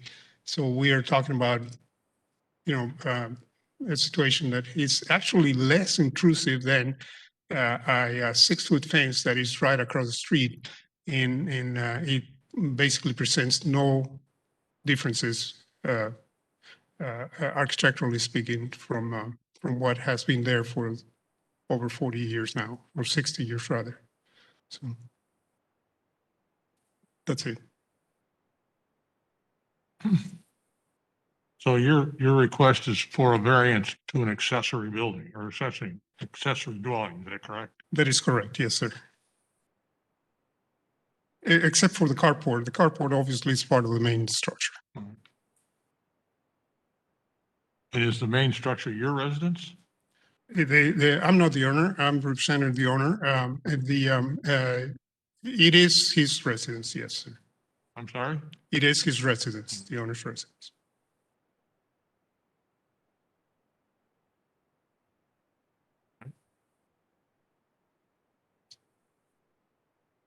Is there anyone else here speaking in favor of this? The owner is here. I would like to.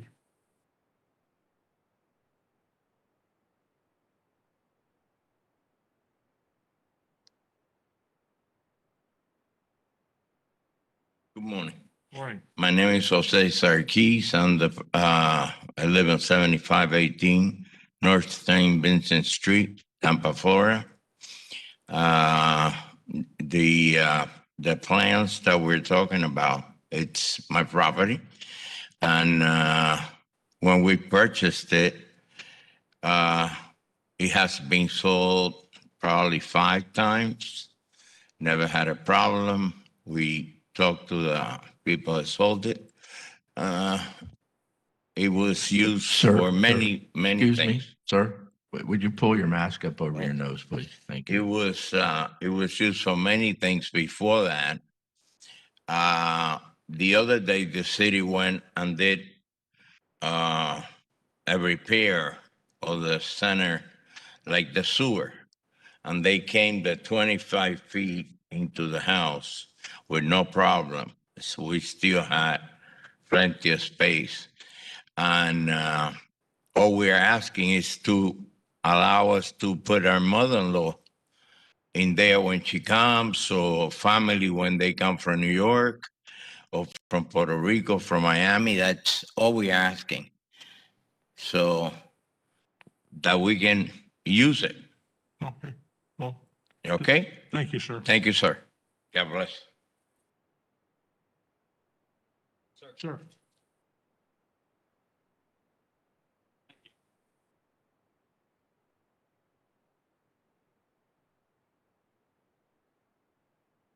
Is there anyone here speaking in opposition to this particular request?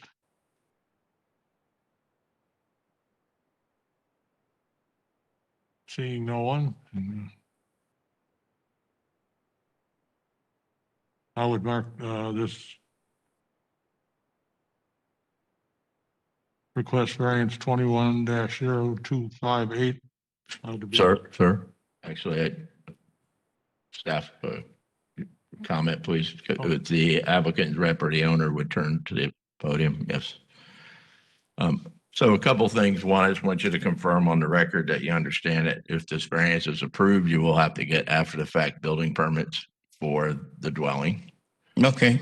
All right, you understand that? My engineer will. Okay. And then also, the floor plan that you had submitted with this application didn't include all the things that are needed for an accessory dwelling, and your rep's been advised of that.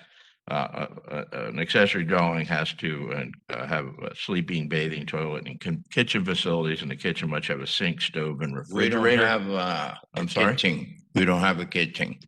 Well, We only have like an a accessory counter. dwelling must have a kitchen. That's my point. Oh, We okay. had a discussion, Mr. Lampkin had a discussion with your representative, and it's one of the findings in our staff Okay. report is the floor plan you submitted does not have all the facilities that are required for an accessory dwelling.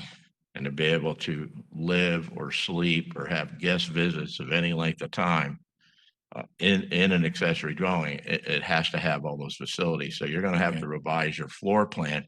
And I believe, again, our planner had discussions with your representative on this fact. It would be great. And if you would confirm that you understand that you're going to have to revise your floor plan in order to get the building permit. We'll that do are the needed for an necessary accessory work. dwelling and install some extra facilities as noted in the staff report. Right. Do you understand that, we, sir? We never thought of putting a kitchen because they come into the house to Right. eat. Well, but So- an accessory dwelling, which is requires a kitchen, which has a sink, stove, and refrigerator. And without Sink, stove, and those refrigerator. Okay. facilities, someone cannot sleep in there. for guest Fantastic. visits or Will live in do. there. So you understand. Thank you. Great. All right. Thank you, sir. God bless you, sir. Thank you.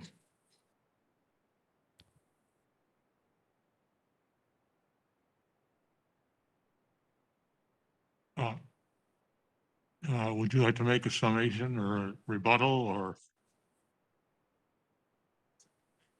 Okay, thank you.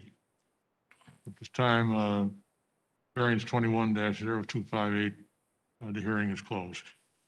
All right, our next case is item G2, variance application 21-0262. The applicant is Billy and Donna Dowdy.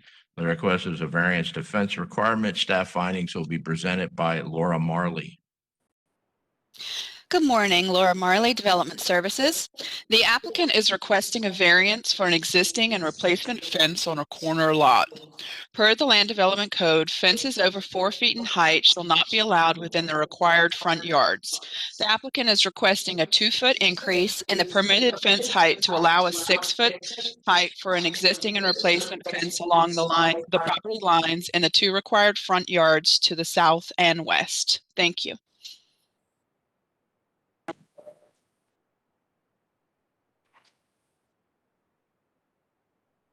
All right, sir. Ready for me? Good morning. My name is Alan Carmen, 223 Lithia Pinecrest Road, Brandon, Florida. I represent Mr. and Mrs. Doty.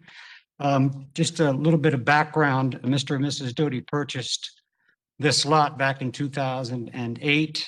At that time, it's in a very rural part of Lithia. And they used it to keep some equipment and other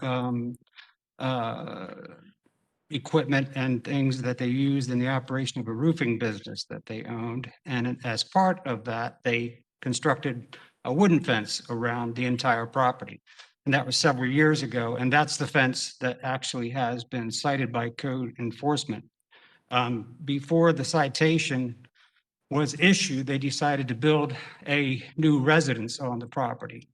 And that was completed this year, and they were in the process of moving into their residence when they were cited by code enforcement. As part of their construction, they had purchased a new wrought iron fence to put around the entire property, including a 6-foot portion that went in the front. They weren't aware that that was contrary to the land development code at that time. So they are asking for a variance to allow them to put the 6-foot fence in. I'm going to have them testify in a couple of minutes about why, but in general, they have had a couple of criminal incidents at the property before they moved in. The latest one being in 2018, when someone came onto their property and stole a trailer that had been there on the property. Before that, they had a break-in one of their vehicles that they stored at the property, and some equipment was stolen out of that vehicle. So they had some concerns about being out there in this rural part of Lithia. And they have acquired 2 German Shepherd guard dogs to patrol the property, which they have been doing now since they put the 6-foot wooden fence up. The dogs also roam in the front as well, and that's why they're asking for a variance for the new fence that they're going to put up to be 6 feet as well. I'm going to show you a picture. Yeah.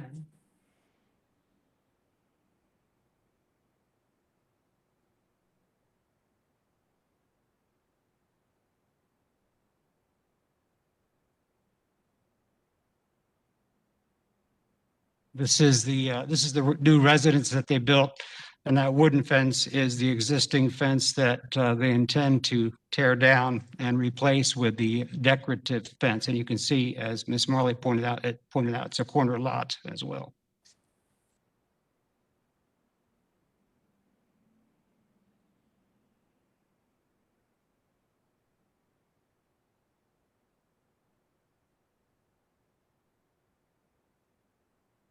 This is a picture of the fence that they purchased. I don't believe that that one is 6 feet, but that is the fence that they would ask that you allow to be 6 feet in the front. They're going to put it around their entire property as well.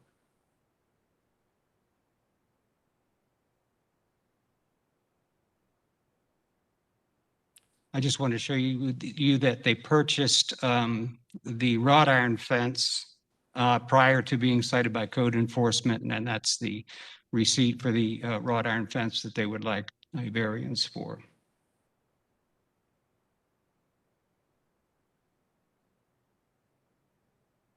And they brought this along. That's a picture of one of their dogs that roam the property, one of their guard dogs, what's the name? That's Lucifer.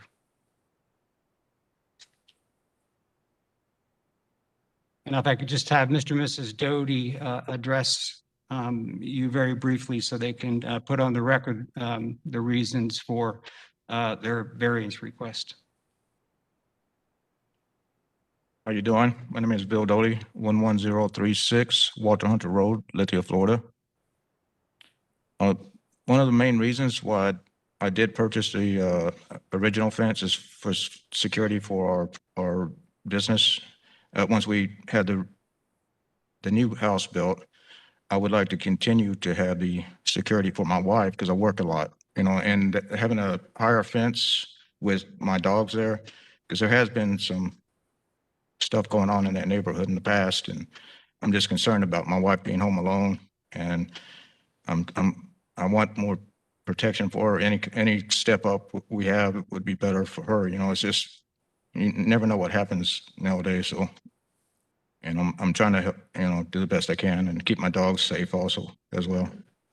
So you can jump over a 4 foot. Yeah, they will be able to jump over a 4-foot fence. My dogs will. Another 6 foot, they couldn't. No way could, but a 4 foot, they could leap it with no problem. Thank you. Hello, my name is Donna Doty. I reside at 11036 Walter Hunter Road. And my concerns are the same as my husband's. We had some incidences there early on. And we were going to put, just a chain link. But when we've been out of town, or he's been out of town, there's been instances where it's my concern because he's out of town a lot. So I would like to see if we can get a 6-foot fence for safety for myself and my residents. I do have people over, I have family over. So if we can consider putting a 6-foot fence, I appreciate that. Thank you. Question. Yes. Is the fence up now? We have an existing that we didn't tear down, which is the picture with the wood fence. Okay. That's existing, and we had plans already to put it up in October. But the variance had held that back. Thank you. You're welcome.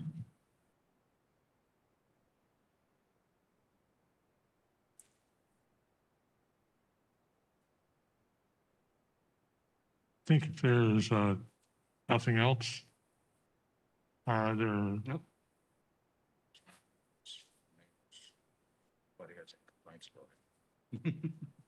Well, anyway, for those people that testified, would you please sign in over here? Yes, sir. And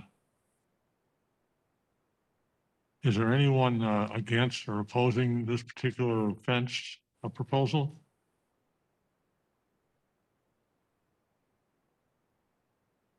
Sir, do you have any final comments? Mr. Hearing Officer.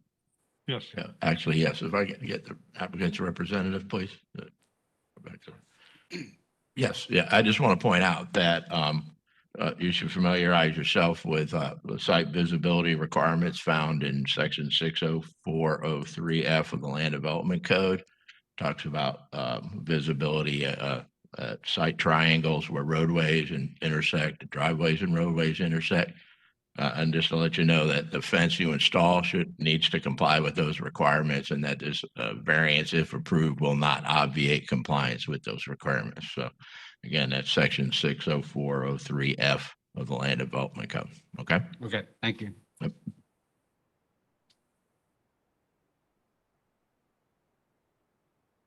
All right. At this time, on variance 21-0262, I would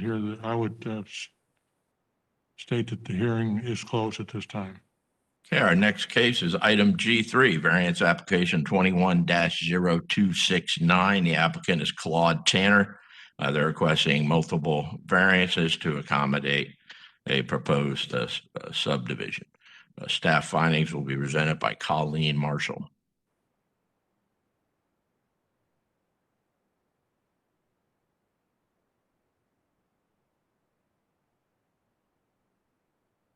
Colleen, you're muted.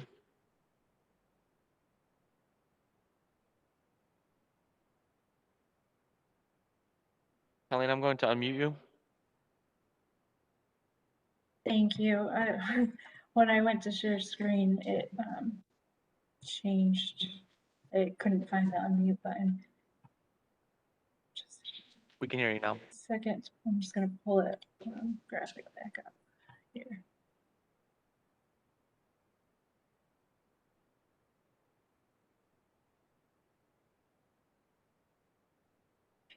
Colleen Marshall, Development Services. The applicant's requesting variances to the principal building setbacks, accessory structure setbacks, and flag lot requirements to accommodate a proposed subdivision. I'm sharing this graphic so I can kind of walk through these, give you a little clarity. So the first requested variance is a 20-foot reduction to the required front yard to allow a 30-foot front setback from the proposed western property line for the existing home on the eastern lot. That would be this one here. The applicant's also requesting a 38-foot reduction to the required rear setback to allow a 12-foot rear setback from the east property line for the existing home on the proposed western lot. So that would be right in here. The third variance, the applicant's requesting a 30-foot reduction to the required front yard setback to allow a 20-foot front setback from the west property line for the existing accessory structure on the proposed eastern lot. And that would be this accessory structure here. And then the final variance the applicant's requesting is to allow the creation of a new flag lot within the urban service area. So they had an existing flag lot, and they would be creating a new flag lot to subdivide the property. The certified parcel subdivision application for the subject property was submitted on February 20th, 2020 to create 2 lots. If the subject variances are approved, the applicant will then be able to proceed with completing the proposed subdivision. I'd be happy to answer any questions.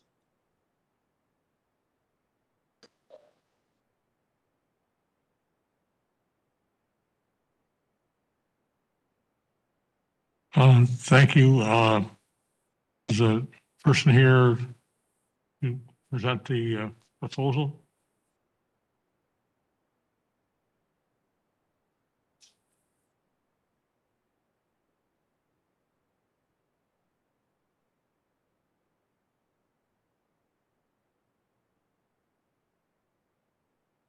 Good morning, Mr. Hearing Officer. My name is Todd Pressman, 200 2nd Avenue South, number 451 in St. Petersburg, Florida. I have been sworn at the beginning of the hearing. This is a request to the principal building setbacks, accessory structure setback, and flag lot requirements to accommodate a proposed subdivision of a single lot zoned ASC1. It is located in the urban service area. If we can go to the overhead and stay on the overhead, please.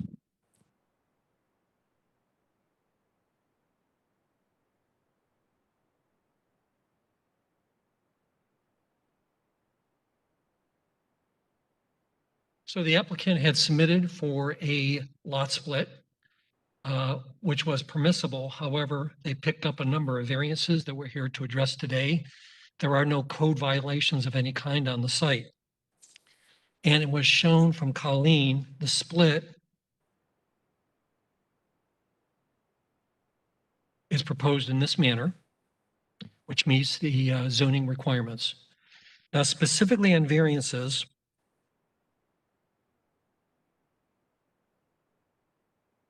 the variances stem from existing conditions on the property, which is an important distinction. The one is a 30-foot front setback from the log cabin. There's a 12-foot rear setback from the single story on the lower portion here, and a 20-foot front setback on a small structure, as you can see over to the right.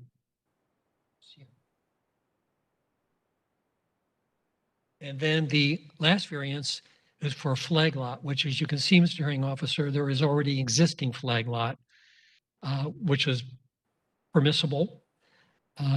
It's not under violation.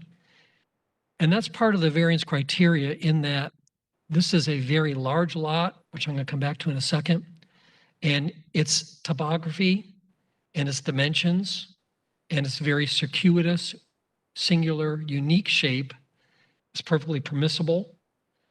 It was designed along, when the lot was created some time ago, along with surrounding conditions and lots.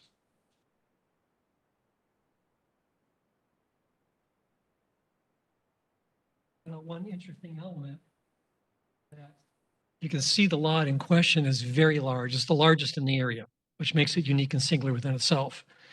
And even at the split, it will still be one of the largest in the area, but will bring it better into conformance and consistency with the lots we see in the entire area. So it makes a lot of sense in that respect.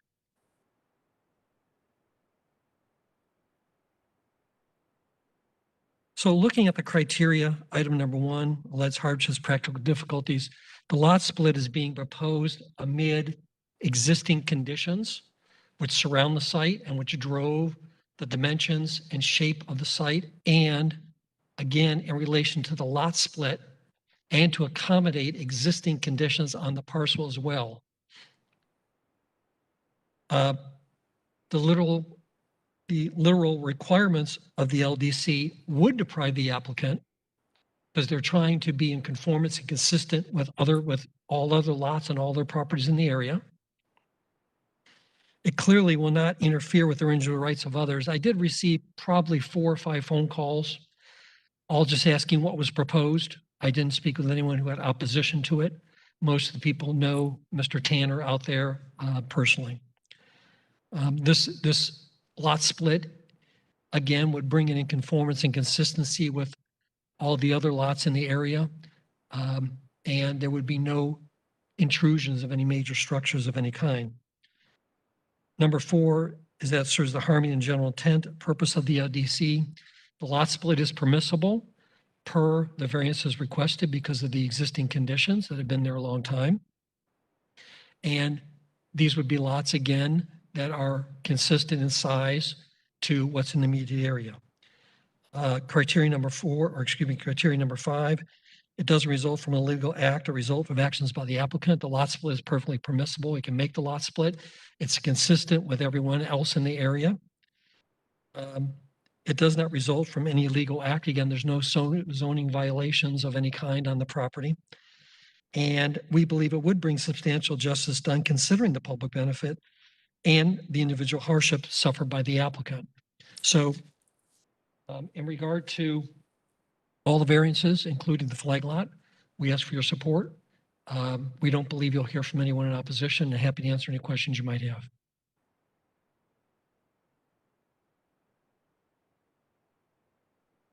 I'll submit these in the record, sir. All right. Are there any other people speaking in favor of this proposed variance number 21-0269? Are there any persons speaking in opposition to this proposal? Seeing none, do you feel you need to make a summation, or are you feeling pretty? Just to excuse me, we very much appreciate your consideration and working with the staff. Thank you, sir. Okay, thank you. That closes the hearing on case number 21-0269.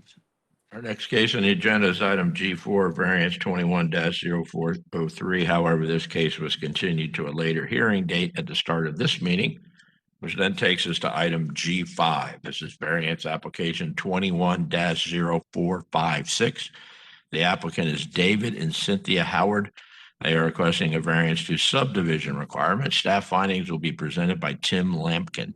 Hello, Tim Lampkin, Development Services, for variance 21-0456.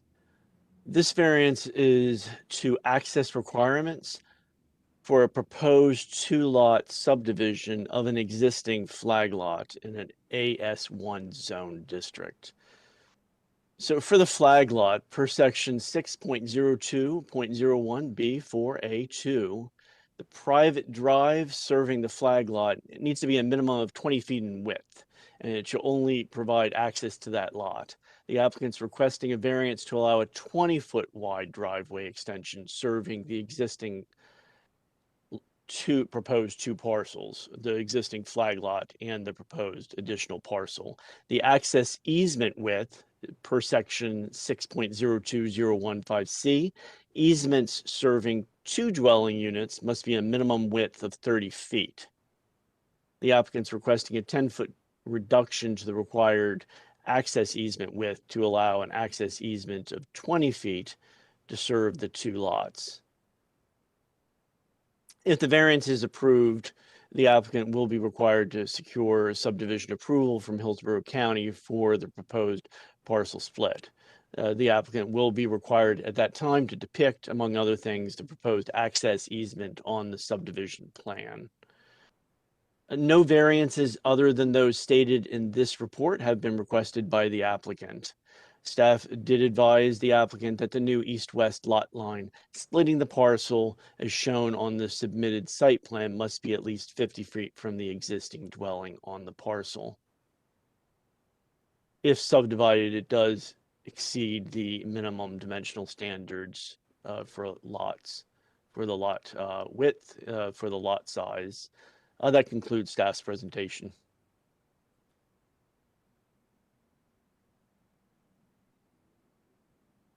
Thank you. Thank you.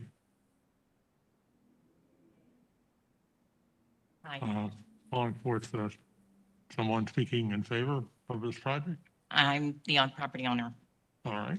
Could you identify yourself, please? Cynthia Howard, 12864 East Wheeler Road, Dover, Florida, 33527. Thank you.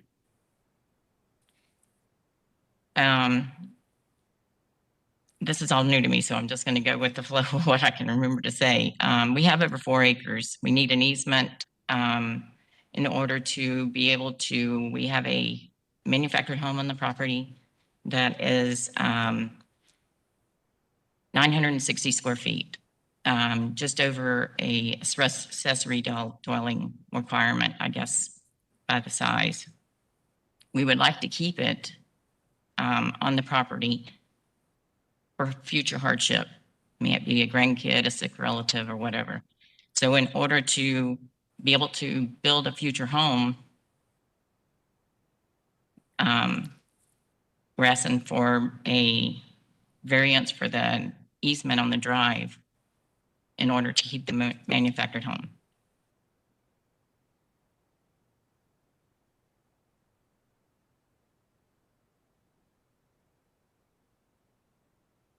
So the manufactured home would be on the same lot.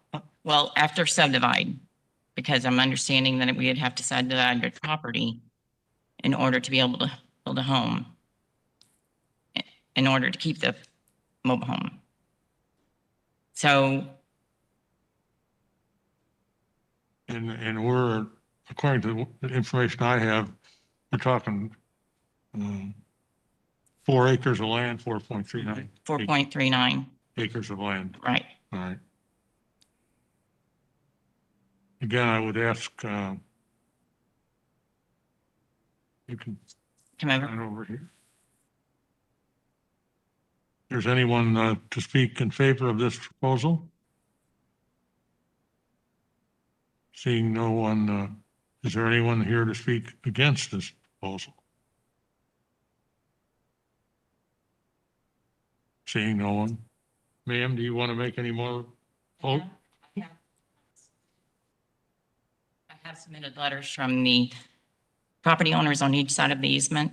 They do not object. So I haven't run into any problems with any objections. All right. Thank you. And at this time, let's see, where are we? This 210458?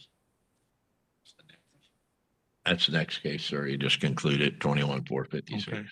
And I'm gonna, I need a break.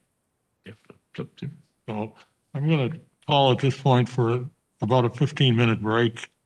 And we'll on my watch, we'll get back together at about 12:25. Thank you.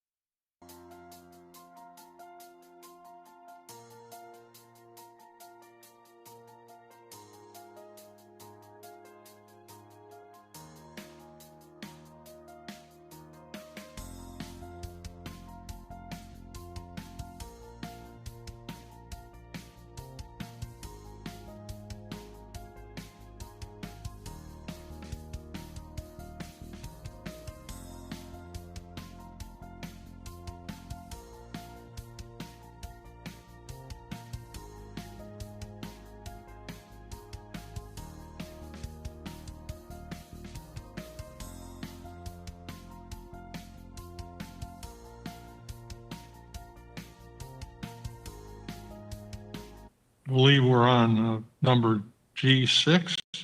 Yeah, that is correct, sir.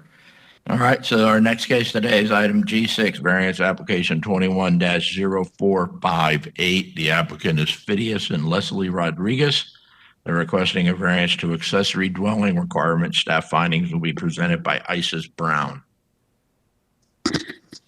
Good afternoon, Isis Brown, Development Services, reporting for variance case number 21-0458. The applicant is requesting a variance to allow an existing primary dwelling to serve as an accessory dwelling after construction of a new principal dwelling on a lot zoned ASC1, Agricultural Single Family Conventional. Per LDC Section 611.02.c, a maximum of 900 square feet of living space is permitted in an accessory dwelling. However, a variance to increase the permitted living space may be requested when the residential lot is at least 14,520 square feet in size, and the living space proposed for the accessory dwelling does not exceed 1,200 square feet, or 25% of the living space in the principal dwelling on the lot, whichever is less. The applicant is requesting a 60 square foot increase to the maximum amount of living space permitted in an accessory dwelling to allow 960 square feet of living space. In our findings, the subject lot is approximately 1.2 acre in size. According to the applicant, the new principal dwelling will be constructed on a lot, will be 5,440 square feet in size, of which 3,845 square feet will be living space. And that concludes my report.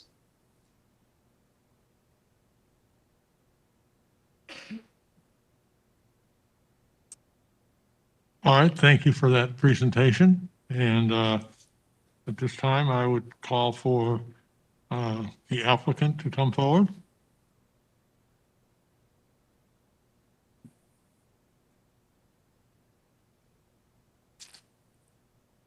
Good afternoon, Mr. Hearing Officer. Todd Pressman, 200 2nd Avenue South, number 451 in St. Petersburg, Florida. I am here for variance 21-0458, which is a variance to allow an existing primary dwelling to serve as an accessory dwelling after construction of a new principal dwelling on a lot zoned ASC1. So the increase is very small here. It's 60 square feet for Mr. and Mrs. Rodriguez. Let me go to the overhead, please.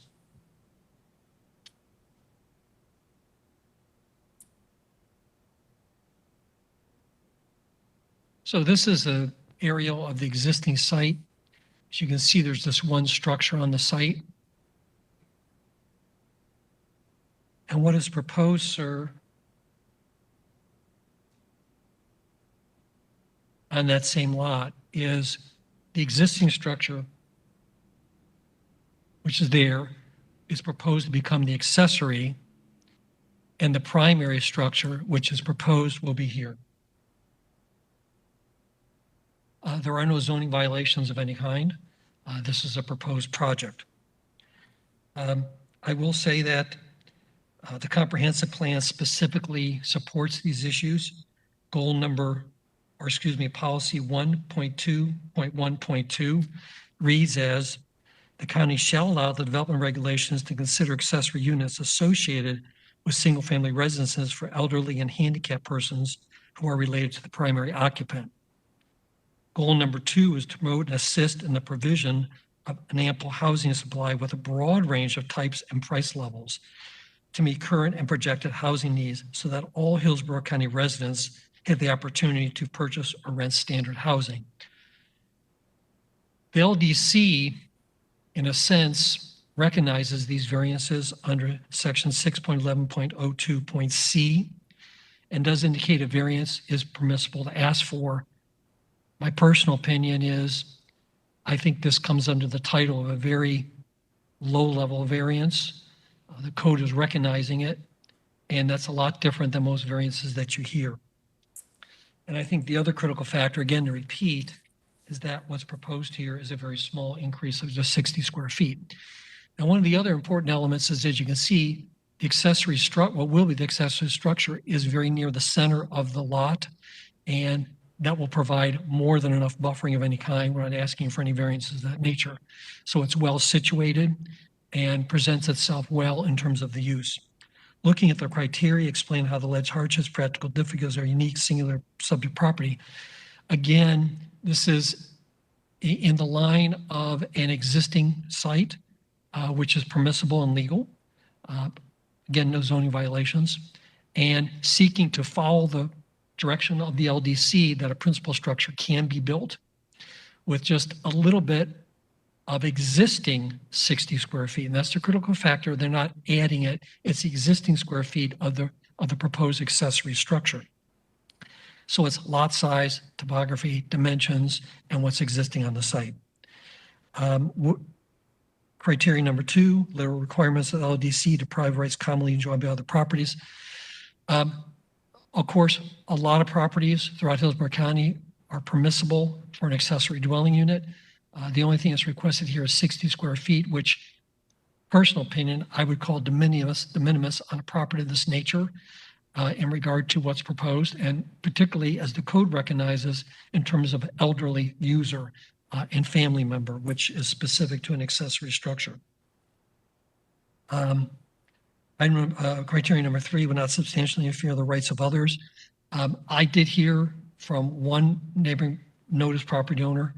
The Rodriguez has heard from the owners to the rear. No one has come forward in opposition or raising concerns. And again, this would be to anyone in the immediate area, the same exact accessory structure with allowable principal structure. Criteria number 4, serves the general intent and purpose of the LDC. It clearly does. The code does call and suggest or propose variances for these uses. Again, this is a small use and will appear as it always has been to all neighbors. Criteria number 5, explain how the situation sought to be relieved by variance does not result from legal act. There's been no legal act here. There's been no action yet on the proposed. And 6, allowing the variance will result in substantial justice being done concerning the public benefit and the individual hardships that we suffered. I would personally submit that that's very clear in this particular situation. Now, the Rodriguezes wanted to be in virtual today. They had trouble getting online. So if I may, I'd like to read their comments into the record, if I may, sir. So this is an email from the Rodriguez, again, who are trying to speak virtually. And this is from both Mr. and Mrs. Rodriguez. We are requesting the zoning variance to build our home on the property of 3007 Pearson Road. We bought this property a few years ago. We love the green space and beautiful homes. Leslie's parents live next door at 3003 Pearson Road. 2 years ago, Fida's mom passed away and we moved his dad into the small existing home that we affectionately call the bungalow. We still want to build our dream home and keeping the bungalow allows us to continue to more easily care for our aging parents as well. We believe our new home will be a lovely addition and will add value to the neighborhood. We look forward to hearing the decision. Hope our request is approved, and we're asking for your help. Thank you for your consideration. Okay, well, thank you for that information.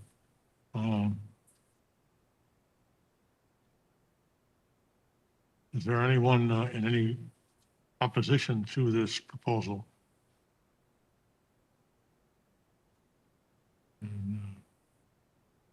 And do you have any other concluding remarks, or have you made your remarks? No, we appreciate your time and consideration. It's a very important of our Rodriguez's, and we appreciate you being here. Thank you. Okay, well, thank you. This closes the hearing on variance number 21-0458. Takes us to our next case. It's item G7, variance application 21-0460. The applicant is Daniel Heyman, requesting a variance to accessory dwelling standards. The staff findings will be presented by Laura Marley. Good afternoon, Laura Marley, Development Services. The applicant is requesting a variance to the required side yard setback for a proposed accessory dwelling. Per the LDC, an accessory dwelling shall meet principal building setbacks. A minimum side yard setback of 15 feet is required. The applicant requests a 10-foot reduction to the required east side yard to allow for a 5-foot setback. Thank you.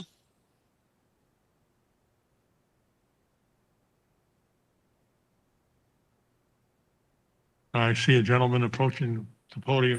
I'm Daniel Heyman, 18320 Wayne Road, Odessa 33556. I'm requesting this setback for a garage and an apartment that I intend to build. The main reason is I'm going to be storing trailers in there, and my property is very narrow, and where the road is, it gives me very little room to back up a long trailer into the garage. It's a heavily wooded area. You see, I'm dodging a wetland, and the wetland continues to my neighbor next door, and it's unbuildable on his side because of that. And none of my neighbors can actually see this building. It's so heavily wooded. You can't see it from the road. This is on Lake Keystone. You can't see it from the lake.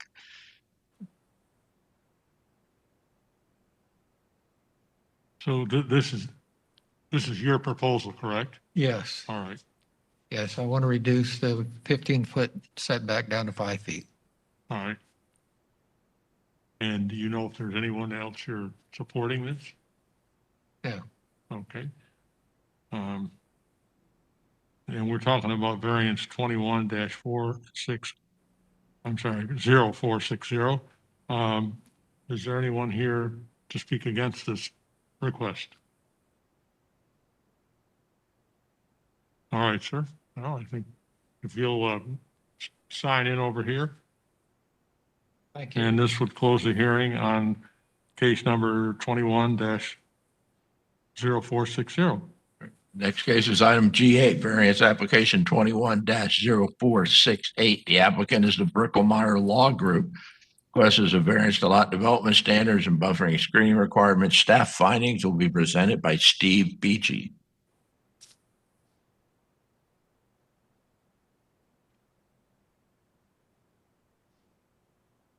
Steve, you're muted. Hello? We can hear you. Sorry about that. We're looking at 21, I had to step away for a moment. We're reviewing 21-0468.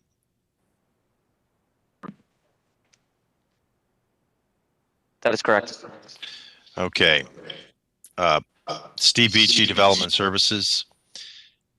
The applicant is requesting multiple variances to accommodate a future development of a property zone CGR. Per the Land Development Code Section 60101, the required front yard setback in the CG district is 30 feet. The applicant requests a 22-foot reduction to the required front setback to allow a setback of 8 feet from the south lot line along Big Bend Road. There is a second variance for an additional setback according to the height of the property. Per the Land Development Code 60101 and Note 8, a required side and rear yard setback in the CG district shall be increased for structures more than 20 feet in height by an additional 2 feet of setback for every 1 foot of structure height over 20 feet.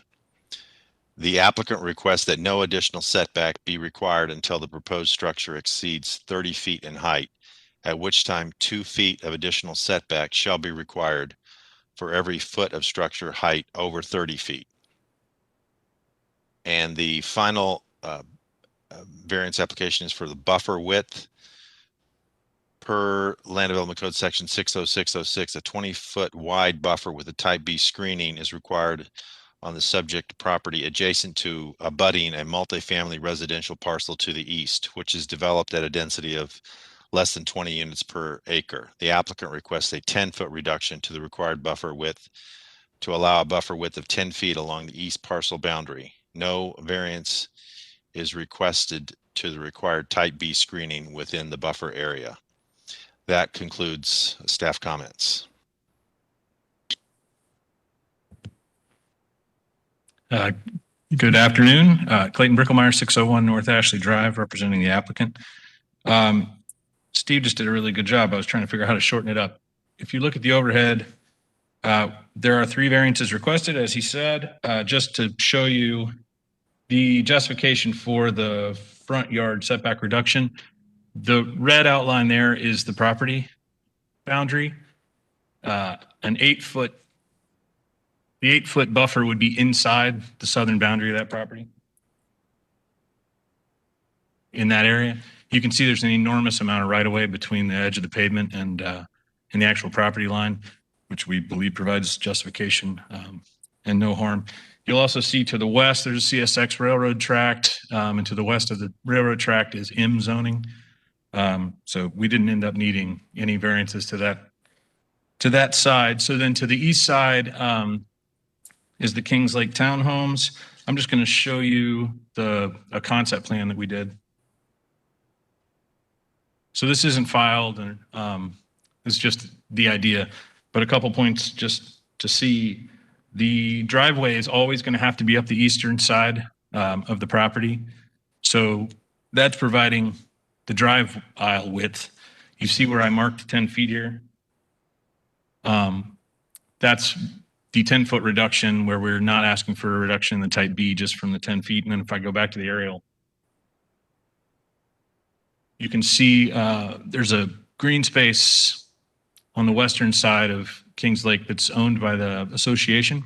And then their buildings are ringed with a drive aisle and parking, all of which serves to create a very large buffer between our proposed building pad and their community. And in addition to that, I'm actually going to submit a support letter from Kings Lake Townhomes from the HOA that's there.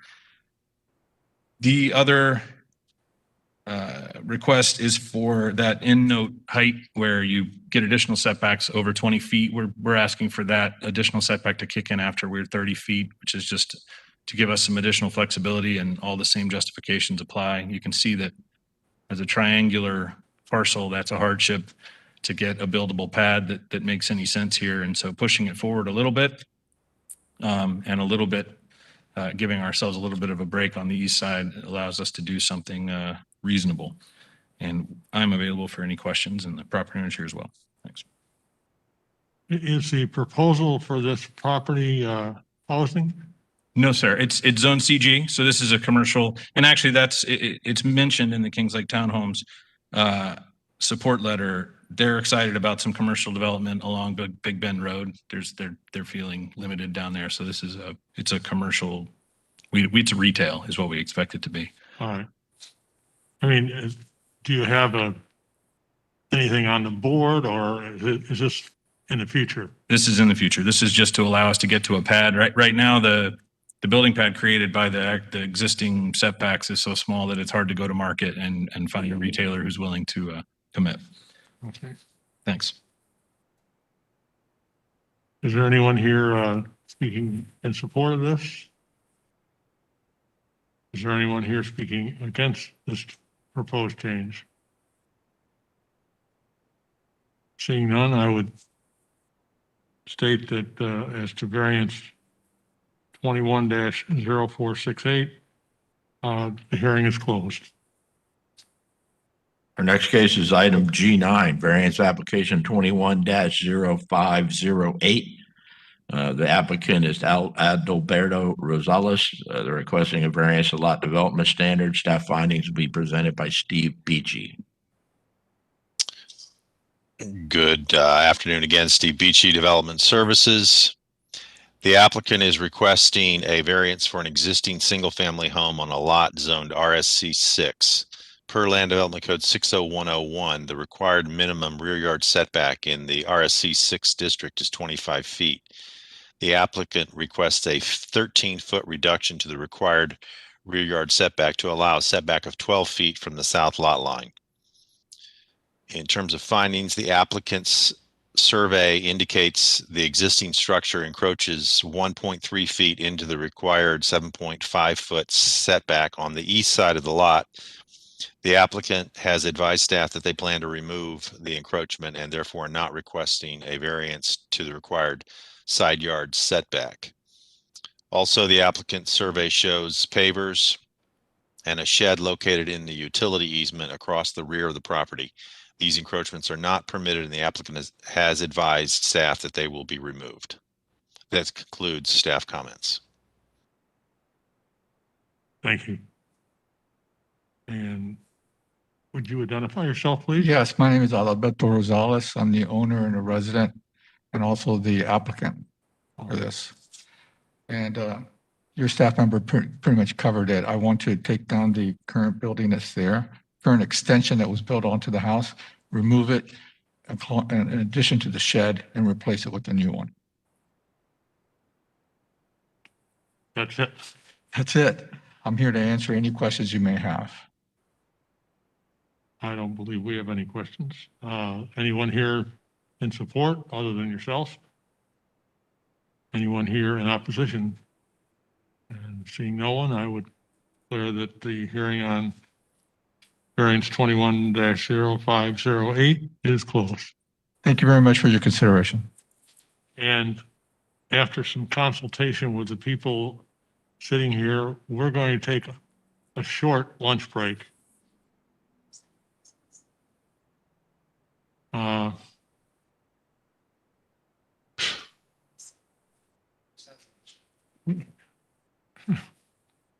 So we're going to be in adjournment for about 30 minutes. All right. We will start back at 1:15.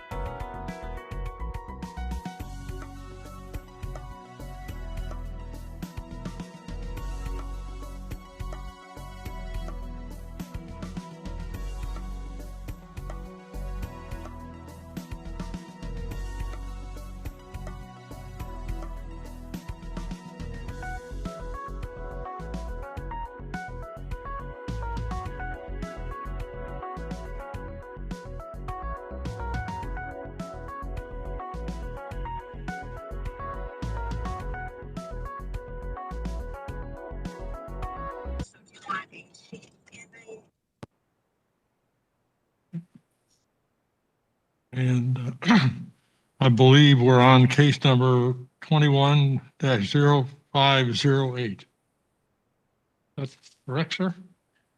Actually, we completed that. That was the last variance we heard. Okay. Yes, and that completes the variances. So we're now moving into section H of the agenda, which are the special uses. I'd like to point out to the hearing officer that for the rest of the cases on the agenda, the order of presentation is slightly different. The applicant goes first and then would be followed by staff. And the special uses, staff actually renders a recommendation. Also, on the very first special use, the planning commission staff will also render a comment. They don't render a comment or anything on the remainders because the remainders are wet zonings, but on the first one, they will be rendering a comment following our DSD presentation. So I will introduce the first case. It's item H1, special use application 21-0003. The applicant is Denise Donaldson and Alan Jones. They're requesting a special use for a school. And then along with that, they are requesting a variance to a minimum lot size by utilities for a subdivision of property occurring in conjunction with the special use. Staff report and recommendations will be presented by Colleen Marshall following the applicant's presentation. Good afternoon, Council. How are you? My name is Walter L. Smith II. I'm the owner of W.L. Smith & Associates Consulting. And I'm here with my associate, Eric Hendra, Civil Engineering. And we are here as representatives for Dr. Dennis Donaldson and the property located at 5708 North Orient Road, folio number 039943. The property has been operating for more than 30 some years as a child care center. And the intent at this particular point is to, it is no longer operating in that capacity anymore. The intent at this point is for it to operate as a private school. And we have the information here that's been turned in to you, and the existing building that is currently on the property will be acting as it was the only building that's on the property. As a matter of fact, there will be no construction of any sort that we have planned. Just want to try to get this special use set out for Dr. Donaldson.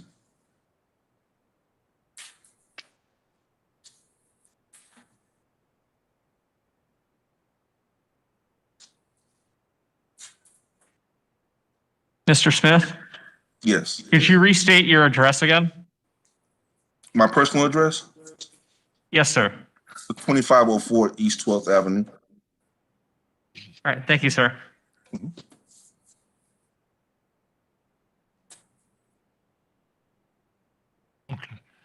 All right. Is that that's your presentation, sir? Yes, yes. Okay. All right. Thank you. Okay, so for Development Services staff, Colleen Marshall will present her report and staff recommendation. Good afternoon, Colleen Marshall, Development Services. The applicant stated the request today is for a private school with a maximum of 67 students, grades K through 5 on the subject property.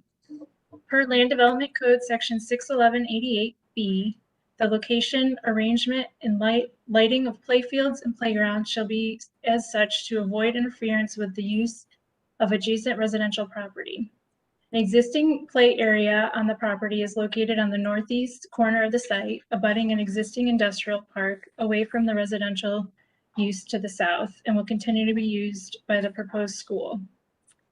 A second outdoor recreation area will be located at the southwest corner of the site, abutting the end of Zemus Drive in a single-family lot. While this new recreation area will be closer to the residential property to the south than the existing play area, it will not be illuminated and activity will cease by 7 p.m. daily. Additionally, a 10-foot buffer with type A screening will be provided adjacent to the neighboring single-family homes. Staff finds these measures should adequately limit and mitigate playfield impacts on the neighboring homes. Per LDC Section 60106, a minimum lot size of 1 acre of upland is required for use of a septic system within water resource protection areas shown on the Hillsborough County Resource Protection Map.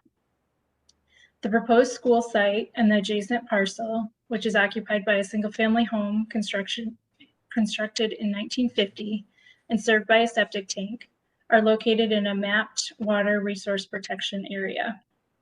Additionally, both parcels were part of one parent parcel prior to 1993, when the property was divided by deed into 2 lots. However, there's no record of subdivision approval by Hillsborough County for the split. The applicant and the adjoining property owner, who is a party to this application, wish to correct that defect by obtaining county subdivision approval, and they request a 0.76 acre reduction in the minimum required lot size to allow a lot size of 0.24 acre for use of a septic tank on the single-family lot. The school site is currently utilizing City of Tampa water and wastewater service and meeting the minimum lot size of the RC6 zoning district. The hearing officer will be required to make a separate decision on the lot size variance in conjunction with the special use application. Transportation staff has no objection to the proposed school, subject to the recommended conditions found in the staff report. The proposed school is expected to generate 275 average daily trips, 75 AM and 17 PM trips. The applicant submitted a traffic circulation plan which illustrates the flow of traffic during drop-off and pickup periods and appears to be consistent with Section 603.13 requirements governing vehicular queuing. The developer's parking plan indicates parking restrictions on most of the spaces along the initial entry such that only staff is permitted to park there. As such, the smooth flow of vehicles into and out of the site will be maintained by avoiding visitors utilizing those spaces, which have a high potential to disrupt drop-off and pickup circulation patterns. Surrounding area is primarily residential in character. However, the existing building on the site has been utilized for a childcare center since the 1980s or earlier, and therefore was well established on the property. Additionally, childcare centers and private schools are both classified as residential support uses by the Land Development Code. Staff finds the proposed school similar in character to the longstanding childcare use of the subject property. Staff further finds the proposed school compatible with the surrounding area. Staff recommends approval. I'd be happy to answer any questions.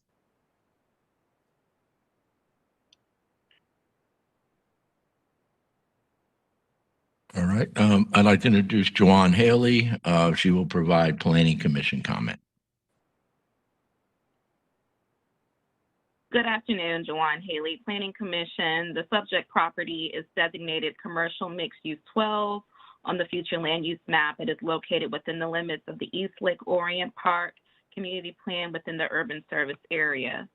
The proposed special use designation for a private school is consistent with the Community Mixed Use 12 future land use category. Schools are considered to be residential support uses. Objective 17 and policy 17.1 in the future land use element states that residential support uses are encouraged to be located in residential areas to support the neighborhood residential population. These land uses are allowable in any of the residential, commercial, and industrial land use plan categories as long as the proposed uses are compatible with the surrounding area. Light industrial properties are located to the north and west of the subject site. Single-family lots are located immediately to the south of the subject property.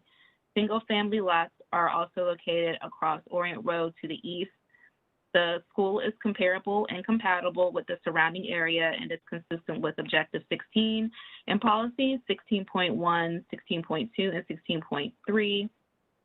The request is also consistent with the community design component, Goal 10, and Policy 10-1.1 in the future land use element, which requires schools to be located and designed in a manner that creates community assets which have a positive relationship and connection to the neighborhoods they serve.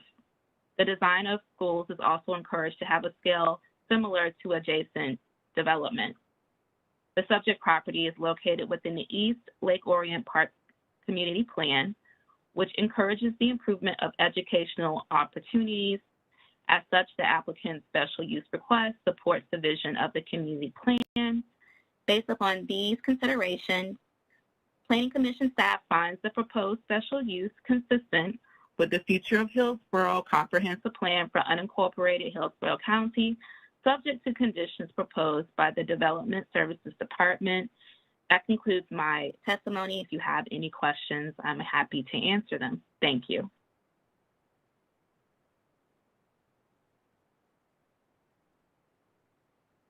Thank you very much for your presentation. I don't think there are any questions to be asked at this time.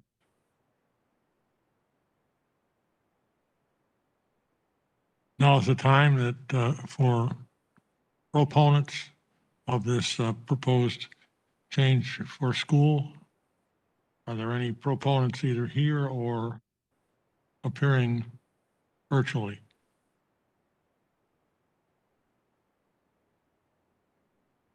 All right. Are there any opponents to this proposed school? Seeing none, I would at this point. Any final comments from the applicant?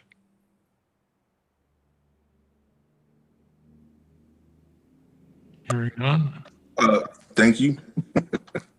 Thank you.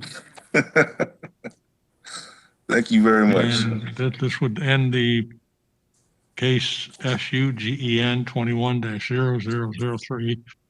And we will now move to Our next case on the agenda is item H2, special use 21-0331, Fins AB LLC is the applicant.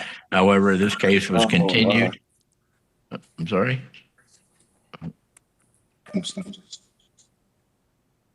However, this case was continued to the June hearing at the beginning of this meeting. That takes us then to item H3, special use application 21-0401.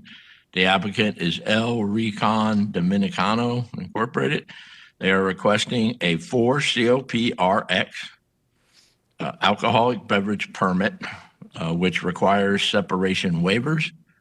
Staff report and recommendation will be presented by Tanya Chapella following the applicant's presentation.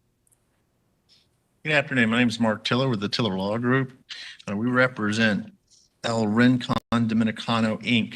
That's a family-style restaurant located 7210. That would be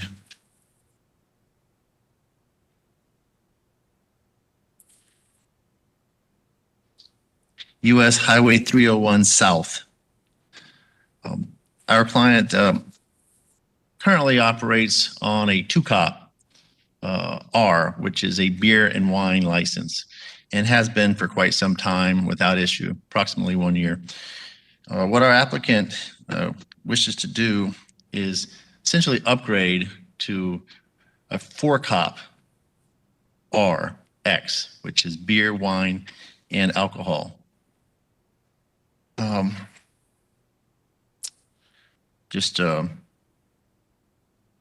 Additional stream of income. The DABT requirements, the Department of Alcohol, Beverages, and Tobacco requires certain requirements for what's the DABT refers to as an FSS, which is essentially the 4-cop R. And that be that that the restaurant is more than 2,500 square feet and is equipped to serve more than 100 people, which it is. This restaurant's, our client's restaurant is approximately 3,300 square feet, I believe. And has confirmed capacity to seat more than 105 patrons. So we do meet the DABT requirements. That would be $3,000 338 square feet of indoor area and approximately 200 square feet of outdoor area, which comprises a total of 38 square feet, which again far exceeds the 2,500 required by the DABT, and we exceed the 100-seat requirement as well. So we do meet the requirements of the restaurant 4-cop with the DABT. And we just need wet zoning to increase the ordinance from, again, the 2-cop R to the 4-cop RX. And that's essentially our case and why we're here today. Okay. Thank you. Yeah. Do you know if there's anyone else here to speak for that? There is not, as far as I know, no opposition. Okay. Oh, sorry. Yes, but first, Mr. Hearing Officer, if the applicant's done with his presentation, then we go to Development Services staff. All right. And then also for the remainder of these cases, Planning Commission staff does not render a comment on the Okay. wet zoning. So are you done with your presentation? Yes. Okay, great. And I'll introduce staff, please. Staff report and recommendation will be presented by staff Tanya report. Chapella. Yeah. Yeah, will be presented by Tanya Chapella. Good afternoon, Tanya Chapella, Development Services. I have to tell that there is a mistake on the last of the staff findings on my report. So it should say the RS6 portion of the property is approximately 178 feet from the proposed wet zoning. The staff report will be submitted with this change. So it was 195 feet and it should be 178 feet according to the wet zone submitted to the record on March 22nd of this year. So I proceed with my presentation. Pursuant to the Land Development Code, Section 61111, the request is for a distance separation waiver for a proposed 4COPRX alcoholic beverage permit to allow for the sale and consumption of beer, wine, and liquor on the permitted premises only in connection with a restaurant. The proposed wet zoning is located in an existing restaurant, the Rincon Dominicano, at 7210 South 301 Highway. The property is zoned CG Commercial General, which allows consideration of the requested AB. The wet zone area will comprise a total footprint of 3538 square feet, including 3338 square feet of indoor area and 200 square feet of outdoor area, as shown on the revised wet zone survey received March 22nd, 2021.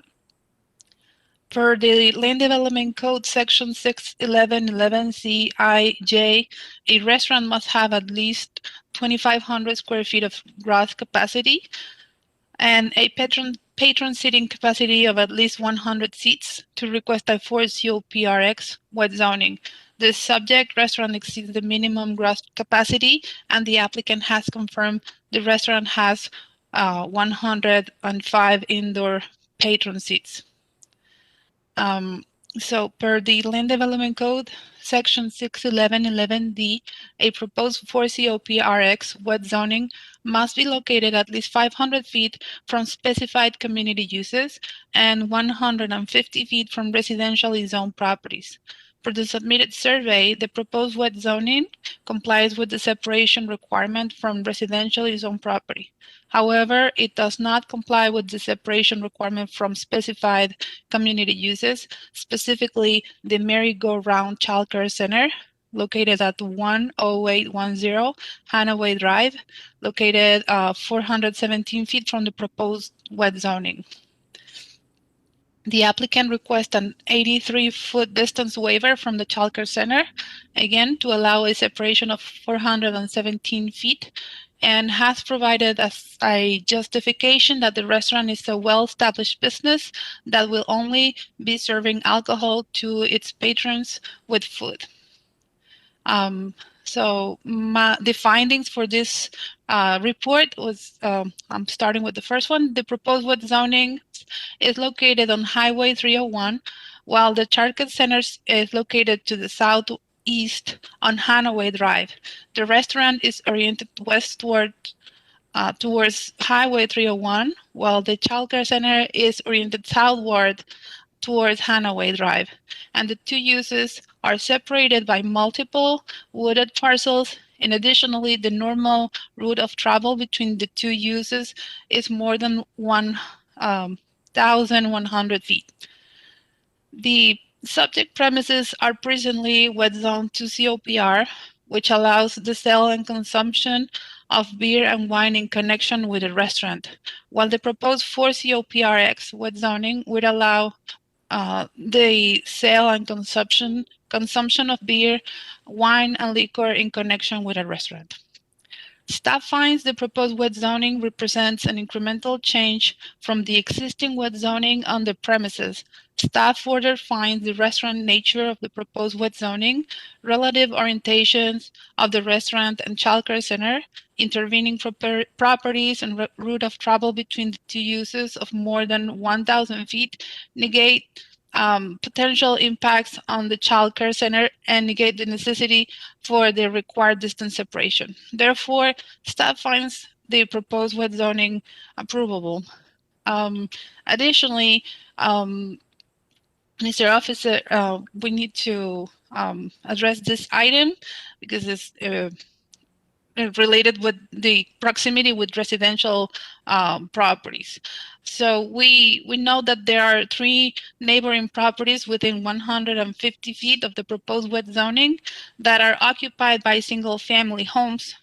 2 of them located at 10705 DeSoto Road and 10707 DeSoto Road are Zone CG, Commercial General, and therefore they're not residentially zoned. There is a third parcel at 10709 DeSoto Road. That property is split zone CG and RSC6, residential single family conventional. And the RSC6 portion of the property is approximately 178 feet from the proposed wet zoning. Therefore, the proposed wet zoning does not require a waiver to the required 100-foot separation from residentially zoned property. Staff finds proposed wet zoning approvable, subject to a condition, and the condition will be upon approval of this application 210401, the existing 2 COPR wet zoning of the subject premises SUAB 82-983 shall be rescinded. This concludes my presentation. Thank you. Thank you.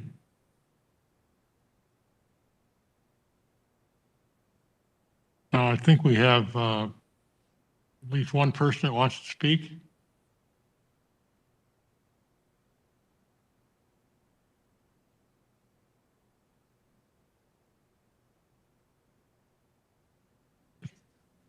Yes, please identify yourself.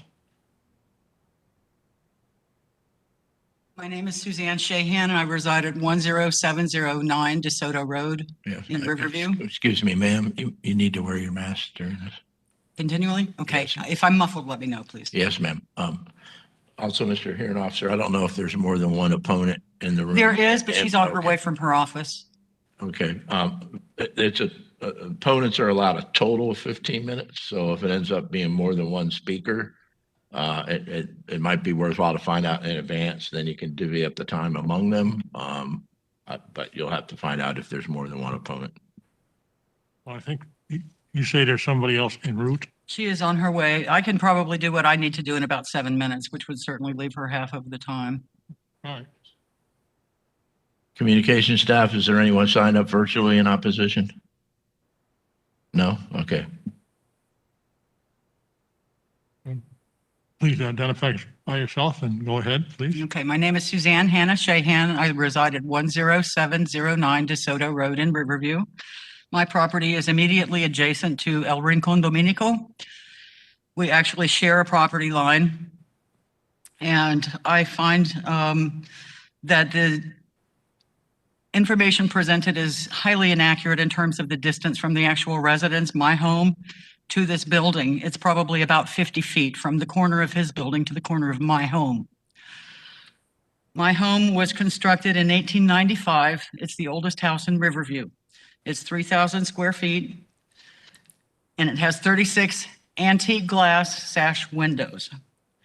It's a beautiful old home. My parents bought it in the mid-70s, and they did their best to restore it.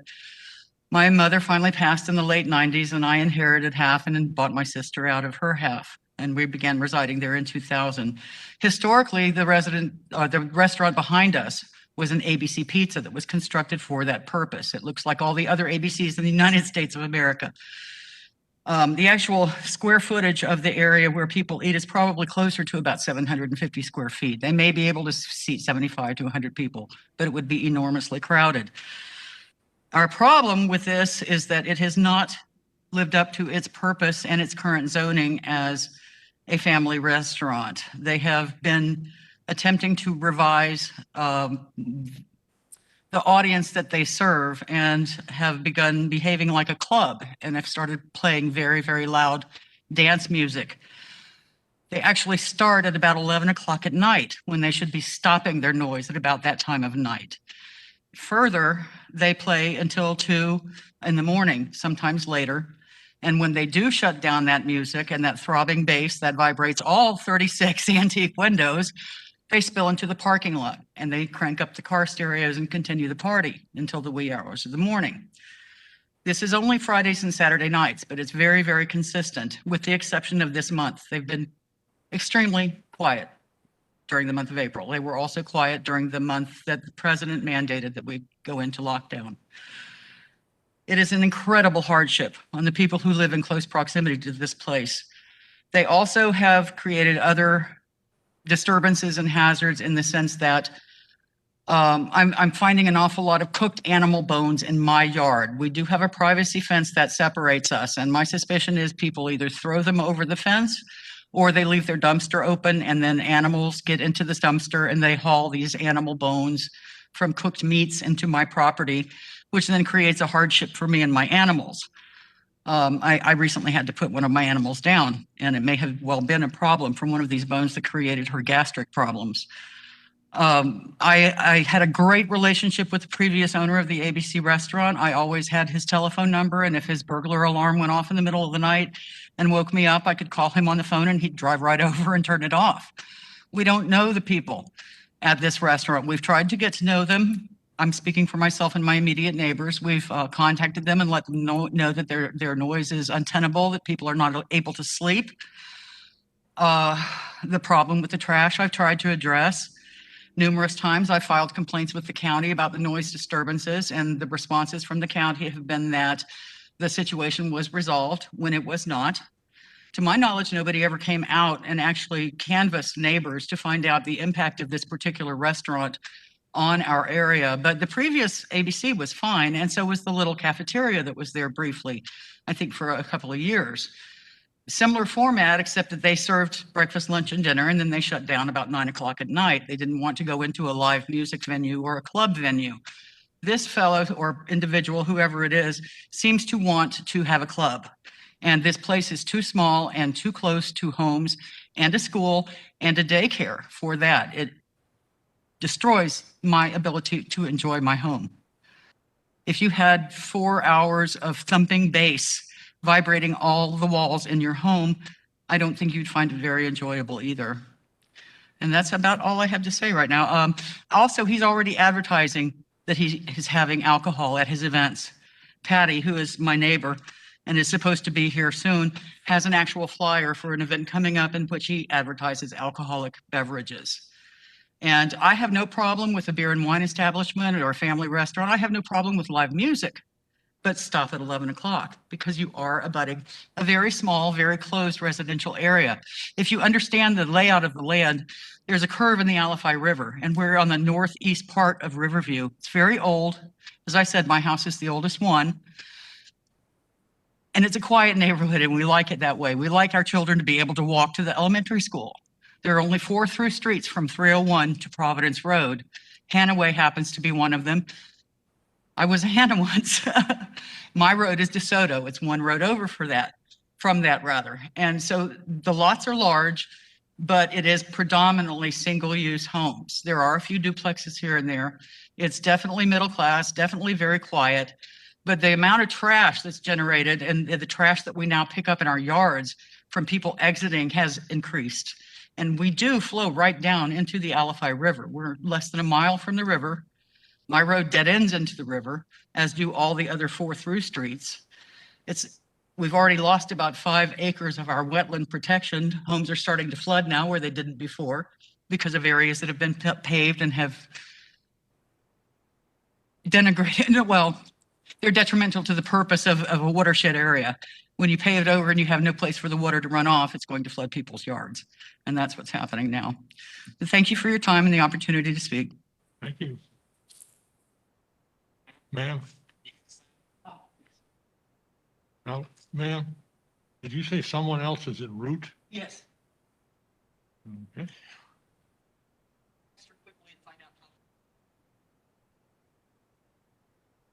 We'll stand down to give this lady enough time to contact the other person.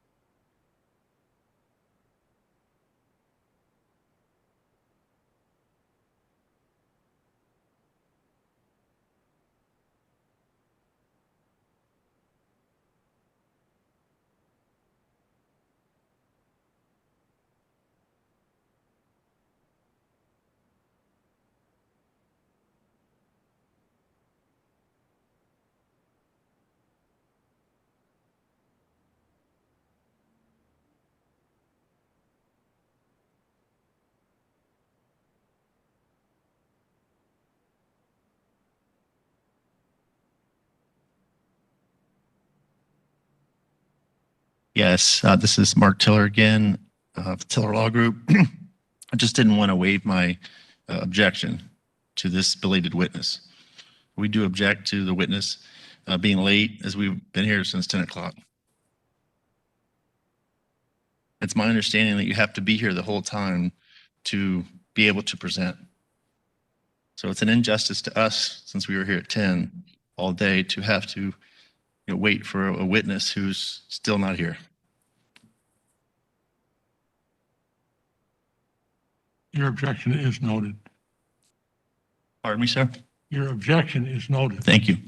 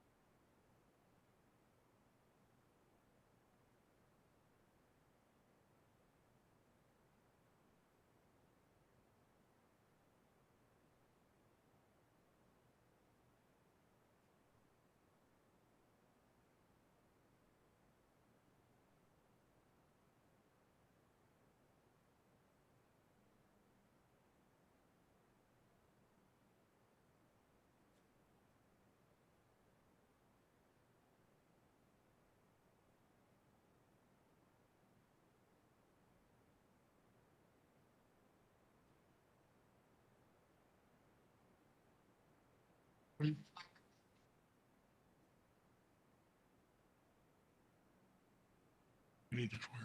afternoon. I apologize for being late. Thank you. Ma'am, I need to swear you in. You testify that everything you say will be the truth, nothing but the truth? Yes. Okay. And state your name for the record, please. Patricia Russell, Address as well. 10804 La Vista Loop, Riverview. All right. And you are here on the case involving the El Rincon? Correct. All right. Yeah, I just want to start off. I live close to El Rincon, and that starts the residential street. The property has been a well-established local neighborhood restaurant for many years, and the owners purchased a neighborhood restaurant. I'm 100% against a full liquor license. This is not an added benefit to the community, nor is it compatible with the surrounding neighborhood. The daycare is within 500-foot radius. The hours of operations will go to 3 a.m. There already is unreasonable excessive noise from the property. This is a public nuisance, and there's no existing sound barrier. And for the past 3 months, they have been advertising alcohol liquor with the DJ on Saturday nights already. And they don't have that license. Here's 6 copies of their advertising with alcohol.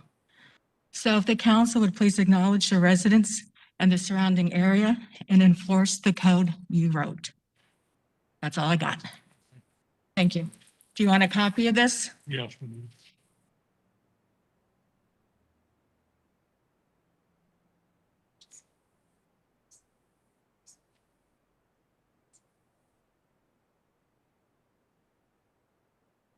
We have something else. Okay. Anyone else in opposition?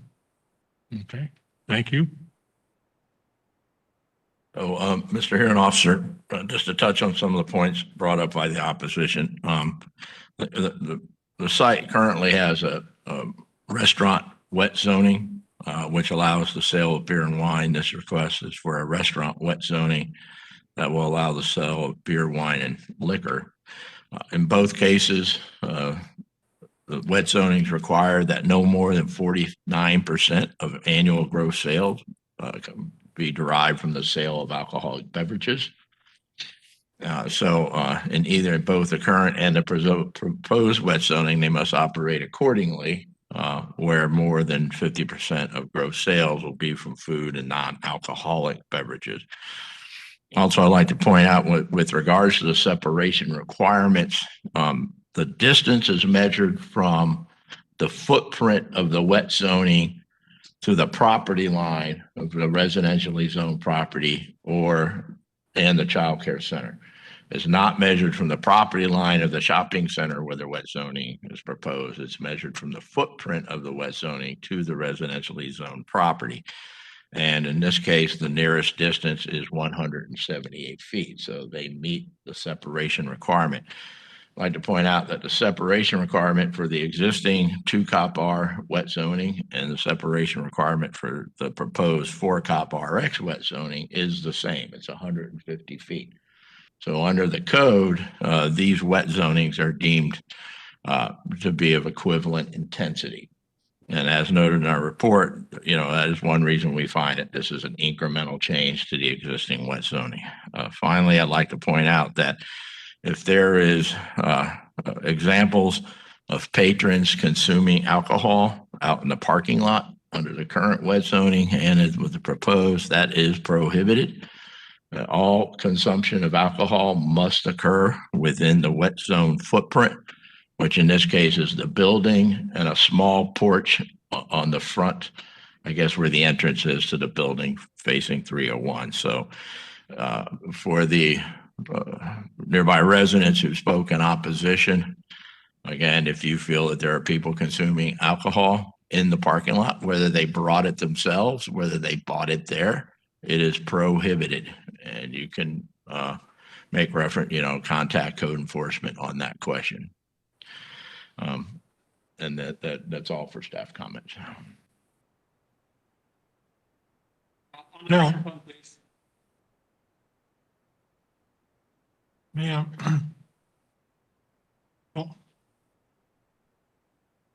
We have contacted code enforcement with respect to the noise level that should be ending at 11, but starts at 11. There is a 6-foot privacy fence between their property and my property, so I don't sit out there and peek through the slats of the boards to see if anybody's drinking in the parking lot. But there's plenty of evidence around, including cups and styrofoam and trash, to indicate that that is indeed happening. I just thought that needed to be clarified. I also dispute the distance between one property and the other, because I know where the corner of my house is and where the corner of his building is. And its line of sight is easily about 50 to 75 feet maximum between my building and his. Yeah. So And there is no sound barrier. And what is the address of your property now? 10709 DeSoto Road. Okay. And We share part of his east boundary right. and my west boundary. Well, again, at least from our county zoning map and also on their survey, your property has a split zoning. Yes, it does. Yes. And so the distances are measured to the zoning boundary, because it's residentially zoned property. That's the separation required, not residentially developed property. And by the measurement that we see on our GIS using the aerial tool, but also the survey, it's 178 feet to the residential zoning line, not to your house. Well, the residential zoning line happens to be the west wall of my house. Okay. It's the southwest corner. Oh, if you feel that this survey is incorrect in some way, then There's a mechanism. to officer, enforce that. But I don't, again, on our measurements on GIS based on the aerial photo from the building I understand. to the zoning line was well in excess of 50 feet. So if you want, if this were to be approved and you want to challenge the survey and bring in a survey of your own demonstrating that that's not Right. correct, Certainly.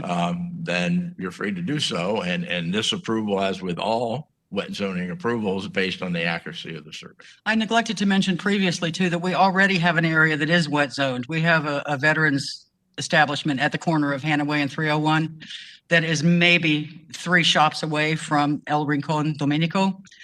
And they do serve liquor, but they also shut everything down at 11 o'clock at night because they are adjacent to a residential area. And that is what we would like to see continue, is zoning for a business and restaurant. We have no problem with a restaurant serving beer and wine or even alcohol. What we have a problem with is going after 11 o'clock at night when they want to have, very, very loud thumping bass music that rattles everybody's homes and all of my poor windows. Thank you. Thank you.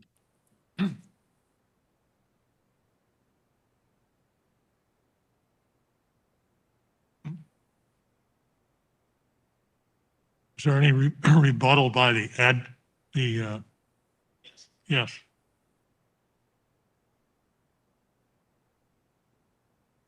Yeah, Mark Tiller for the applicant. There's a couple items I'd like to address. The first witness stated that this is a nightclub. Well, it's definitely not a nightclub. It's a family-style restaurant. And to get a restaurant liquor license, like we're attempting to get wet zone for, you have to serve more than 50% food at all times. So even after 11, food still has to be served. Food has to be available. And the DABT will come out and audit that on occasion. And if they find that it's not a restaurant, meaning they serve more than 50% food, they will get an administrative complaint and have their license revoked. So again, we are well exceeding right now with beer and wine, which is not a threshold for, by the way, of 50% food. And we will continue to do that when we get liquor. We're not changing this in any way into any type of club or bar. This is always be a restaurant. And that's why we qualify for this license. Number two, as far as the first witness's assertion that the distance separation is incorrect, we had a wet zone survey. They're very costly and they're very accurate. They take a long time to complete. And according to the wet zone survey, we do exceed the 150-foot separation by quite a bit. According to the survey, it's about 195 feet away from the residential parcel that the first witness lives in, which is the 10709. So we exceed that, according to the survey, by 45 feet. Sir, no, actually, your survey shows a separation of 178 feet. Our staff report referenced 195, but Ms. Chappella corrected that error during her presentation. Okay. Oh, I see. I didn't hear that. Okay, so 28 feet we exceeded by still. So I don't know if there's even standing to assert that there's a problem with the distance separation, as I believe it's already kind of been addressed. Other than that, as far as things in the parking lot and noise, to my knowledge, there's been no evidence supporting that as far as noise violations that my client's been served with or anything like that. If we had the evidence, we could better address those assertions. But as far as I know, there's no violations that have occurred at that property as far as noise or even garbage in the parking lot. We run a clean operation. I've been to the property before, and it strikes me as a clean family-style restaurant. Thank you.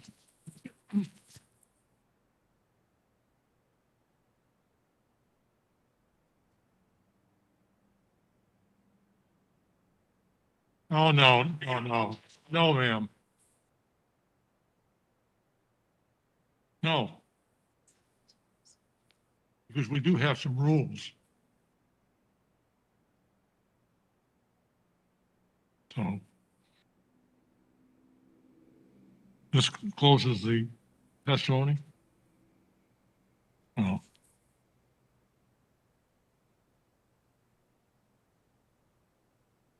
Testimony is closed on this item 21-0401. That takes us to the next case on the agenda. This is item H4, special use 21-0462. The applicant is Waverly Realties.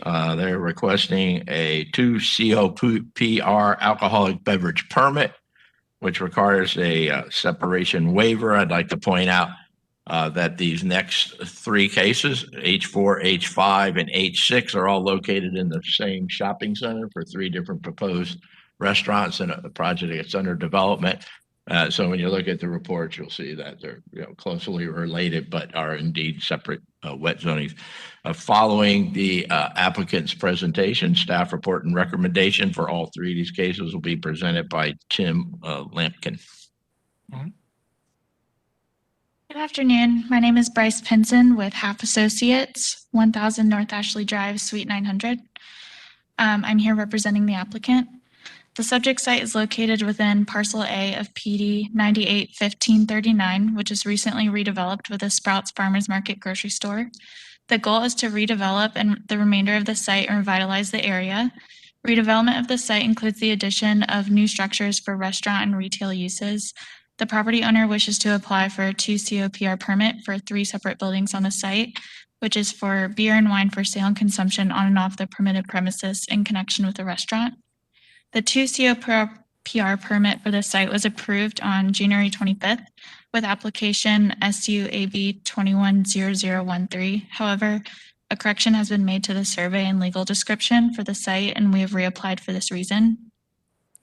The distance reduction request is for a 66.6 foot distance separation from certain community uses, which is Bay Hope Church, currently approved at 70.6 feet in the existing permit. This is a difference of 4 feet due to the building shifting to the north. The building square footage has also slightly increased and includes sidewalks for potential outdoor seating.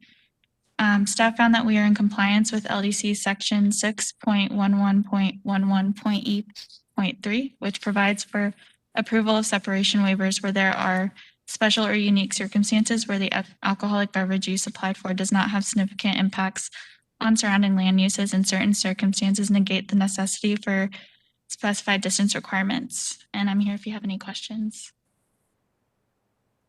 I don't believe I have any questions. Well, Staff presentation by Tim.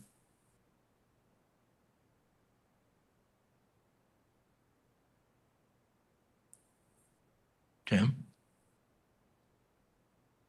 Tim, you're muted. Sorry about that. Hi, per section 60, Tim Lemkin, Development Services. Per section 61111, the request is for a distance separation waiver for a 2 COPR alcohol beverage development permit. This is for the sale and consumption of beer and wine on and off the premises in connection with a restaurant. At least 51% of the restaurant's total biannual sales shall be derived from the sale of food and non-alcoholic beverages. The property is located on the northeast corner of Sheldon Road and Lineball Avenue that is under redevelopment. And as the applicant just stated, there's a Sprout store now on the larger site.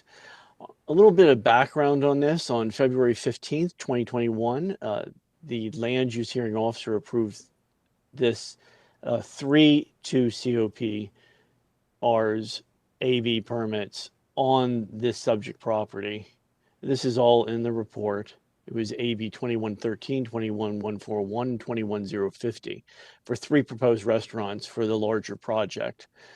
However, after construction, they're having to come back because the as-built plats revealed slight discrepancies between each restaurant's building footprint and their corresponding new wet zoning footprint. The LDC does not provide for modification in the footprints, however slight, to approve these changes for the wet zonings. The original was approved for 429.4 foot distance separation from the 500 foot separation to allow a separation of 70.6 feet. The as-built survey basically shows that the building is 4 feet closer to the church property line than planned. Additionally, the building envelope has been modified and the sidewalk in the patio area has increased from 6,415 square feet to 6,417 square feet. Staff finds that the proposed 2113 was previously approved again on January 25th, 2021 for a waiver to the existing church to the north. This is a distance of 4 feet to the building shifting to the north. It is 4 feet closer to that property line than the existing 2 COPR alcoholic beverage permit. Staff does note that the existing PD requires installation of a wrought iron fence in combination with the existing wall and row of evergreen shade trees along the property line. Staff notes that the subject wet zoning, if approved, will replace the current wet zoning. Staff also finds, due to the buffering, screening, and design of the parking lot, straight line access between the proposed wet zoning and the church is not possible. Staff estimates that the shortest route of pedestrian travel to the front to the church buildings is approximately 500 feet, while the shortest route of vehicular travel is more than 600 feet. Should also be noted, staff received no objections from the church regarding the proposed separation waiver. Based upon these conditions, staff does find the proposed wet zoning does not pose significant impacts on surrounding land uses, and the necessity for the specified distance separation requirements is not an issue. Therefore, staff does find this request to be approvable with one condition, and that condition would be upon approval of alcoholic beverage permit SU-AB 21-0462, comma, the existing 2 COP or alcoholic beverage permit on the parcel, comma, SUAB 21-0013 shall be rescinded. And that does conclude staff's presentation unless you have any questions.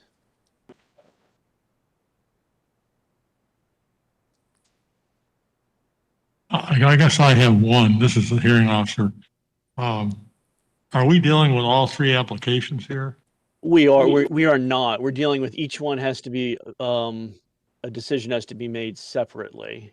We're bringing in the larger picture. So when you review it and when the applicant and staff goes over it, you understand that if you look on your staff report, there's a map, but they each have to go forward separately because each restaurant has a separate AB permit. So are we dealing with 21-0462 right now? We are, that is correct. All right. And then the next two cases today are the other two. Right. Wet zonings in the shopping center, but each is a separate case. Yeah. All right. Thank you. Sure, if you want to see it from the staff. You're going to have to complete this hearing and then have the second hearing, have the third hearing as separate hearing. Okay. The circumstances for each of the waivers is slightly different. All right. And you're going to have to make, have three separate hearings and three separate decisions. So right now, man, we're dealing with 21-0462. And is there anyone in support? I don't see anyone. Anyone in opposition? No? Oh, Communication says there's no one virtual. Okay. And there's no further staff comment. So if there's anything else from the applicant. okay. This would bring this hearing to a close on 21-0462. Our next item is H5, special use application 21-0463. Applicant is Waverly Realty LLC.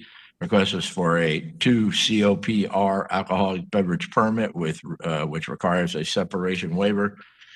Staff report and recommendation will be presented by Tim Lampkin following applicant's presentation.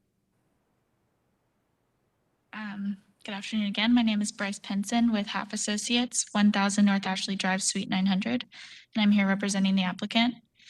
This is located within the same parcel as the previous application with a similar problem. So the 2 COPR permit for this site was also approved on January 25th. However, a correction has been made to the survey and legal description for the site.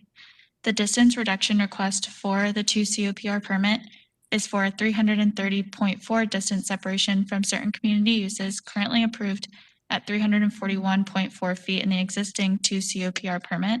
This is a difference of 11 feet due to the building shifting to the north. The second distance reduction request is for 141.2 foot distance separation from residentially zoned property, although the closest resident to the eastern boundary is 340 feet due to the presence of wetlands. The building square footage for Building D has also been updated from 2,500 square feet to 4,222 square feet to include the sidewalks for potential outdoor seating. Again, staff found that we are in compliance, which for section 6.11.11.E.3, which provides for approval of our distance separation waiver request. And I'm here if you have any questions. I don't believe so.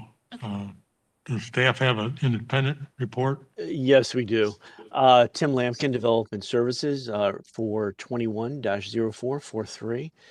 And again, this is another distance separation waiver for 2 COPR alcoholic beverage permit for the sale and consumption of beer and wine on and off the permitted premises in connection with a restaurant. At least 51% of the restaurant's total biannual sales shall be derived from the sale of food and non-alcoholic beverages. This property is located, again, on the northeast corner of Sheldon Road and Linebaugh Avenue that is under redevelopment. Sprouts has recently been developed at this location. The separation waiver is for being within 500 feet of community uses, and this is closer. It does not comply, and also it is within 150 feet of residentially zoned property, and it does not comply. This one was brought forth and approved on February 15th at the land use hearing officer for the alcoholic beverage permit. However, again, as the applicant stated, the as-built survey revealed slight discrepancies between the restaurant's originally approved building footprint and the corresponding wet zoning footprint. And the LDC does not provide for modifications in the footprints, however slight, to approve wet zonings. The previous wet zoning was approximately, it was 11 feet further away from the church than planned. And the building envelope expanded from 2,500 to 4,222 square feet. And it is now located 141 feet from the residentially zoned property, which is less than 150 feet required to the east. Staff finds that, again, this was previously approved due to a slight modification. They're needing to come back. Staff also finds there is a difference of 11 feet due to the building shifting and the expansion of the building footprint of the wet zoning. It's 11 feet closer to the existing church property line than the existing approved 2 COPR alcoholic beverage permit. Staff also finds that the existing PD requires installation of wrought iron fence in combination with the existing wall, row of evergreen shade trees along the property line. Staff also finds the request for an 8.8 foot waiver to the required separation from residentially zoned property to the east to allow a separation of 141.2 feet. This measurement is to the residentially zoned property line. However, as the applicant stated, due to the presence of wetlands, the nearest dwelling unit is approximately 340 feet from the proposed wet zoning. Staff also finds if the subject wet zoning, if approved, will place the existing zoning. Staff finds that due to the buffering and screening design on the parking lot, straight line access between the wet zoning and the church is not possible. Pedestrian travel is about 500 feet. Vehicular travel is approximately 600 feet. Staff received no objections from the church regarding the proposed separation waiver. Based on these conditions, staff does find the request to be approvable.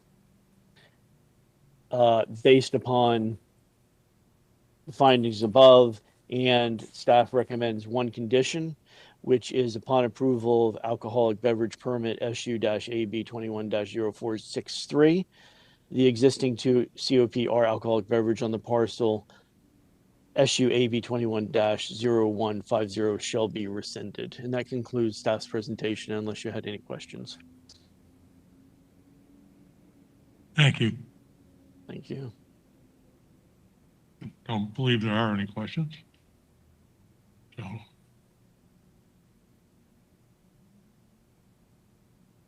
that concludes the hearing on this. Nothing further from staff, and then ask the applicant if there's any summation. So this would be on SU-AB 21-0463. Is that correct? Yes, sir. All right. And we would close the hearing on that. Okay. And that takes us to our final case on today's agenda, item H6. I'm sorry. Hold on, just 1 second. This is Tim Lampkin.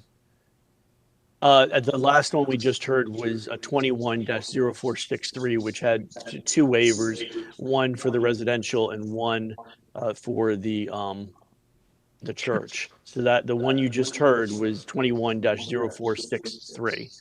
The next one is 64. Correct. That's what I'm introducing. Yeah. Okay. Right. So the last case today is item H6, special use 21-0464. Applicant is Waverly Realty, requesting a 2 COPR alcoholic beverage permit, which requires a distance separation waiver. Staff finding report and recommendation will be presented by Tim Lampkin following the applicant's presentation.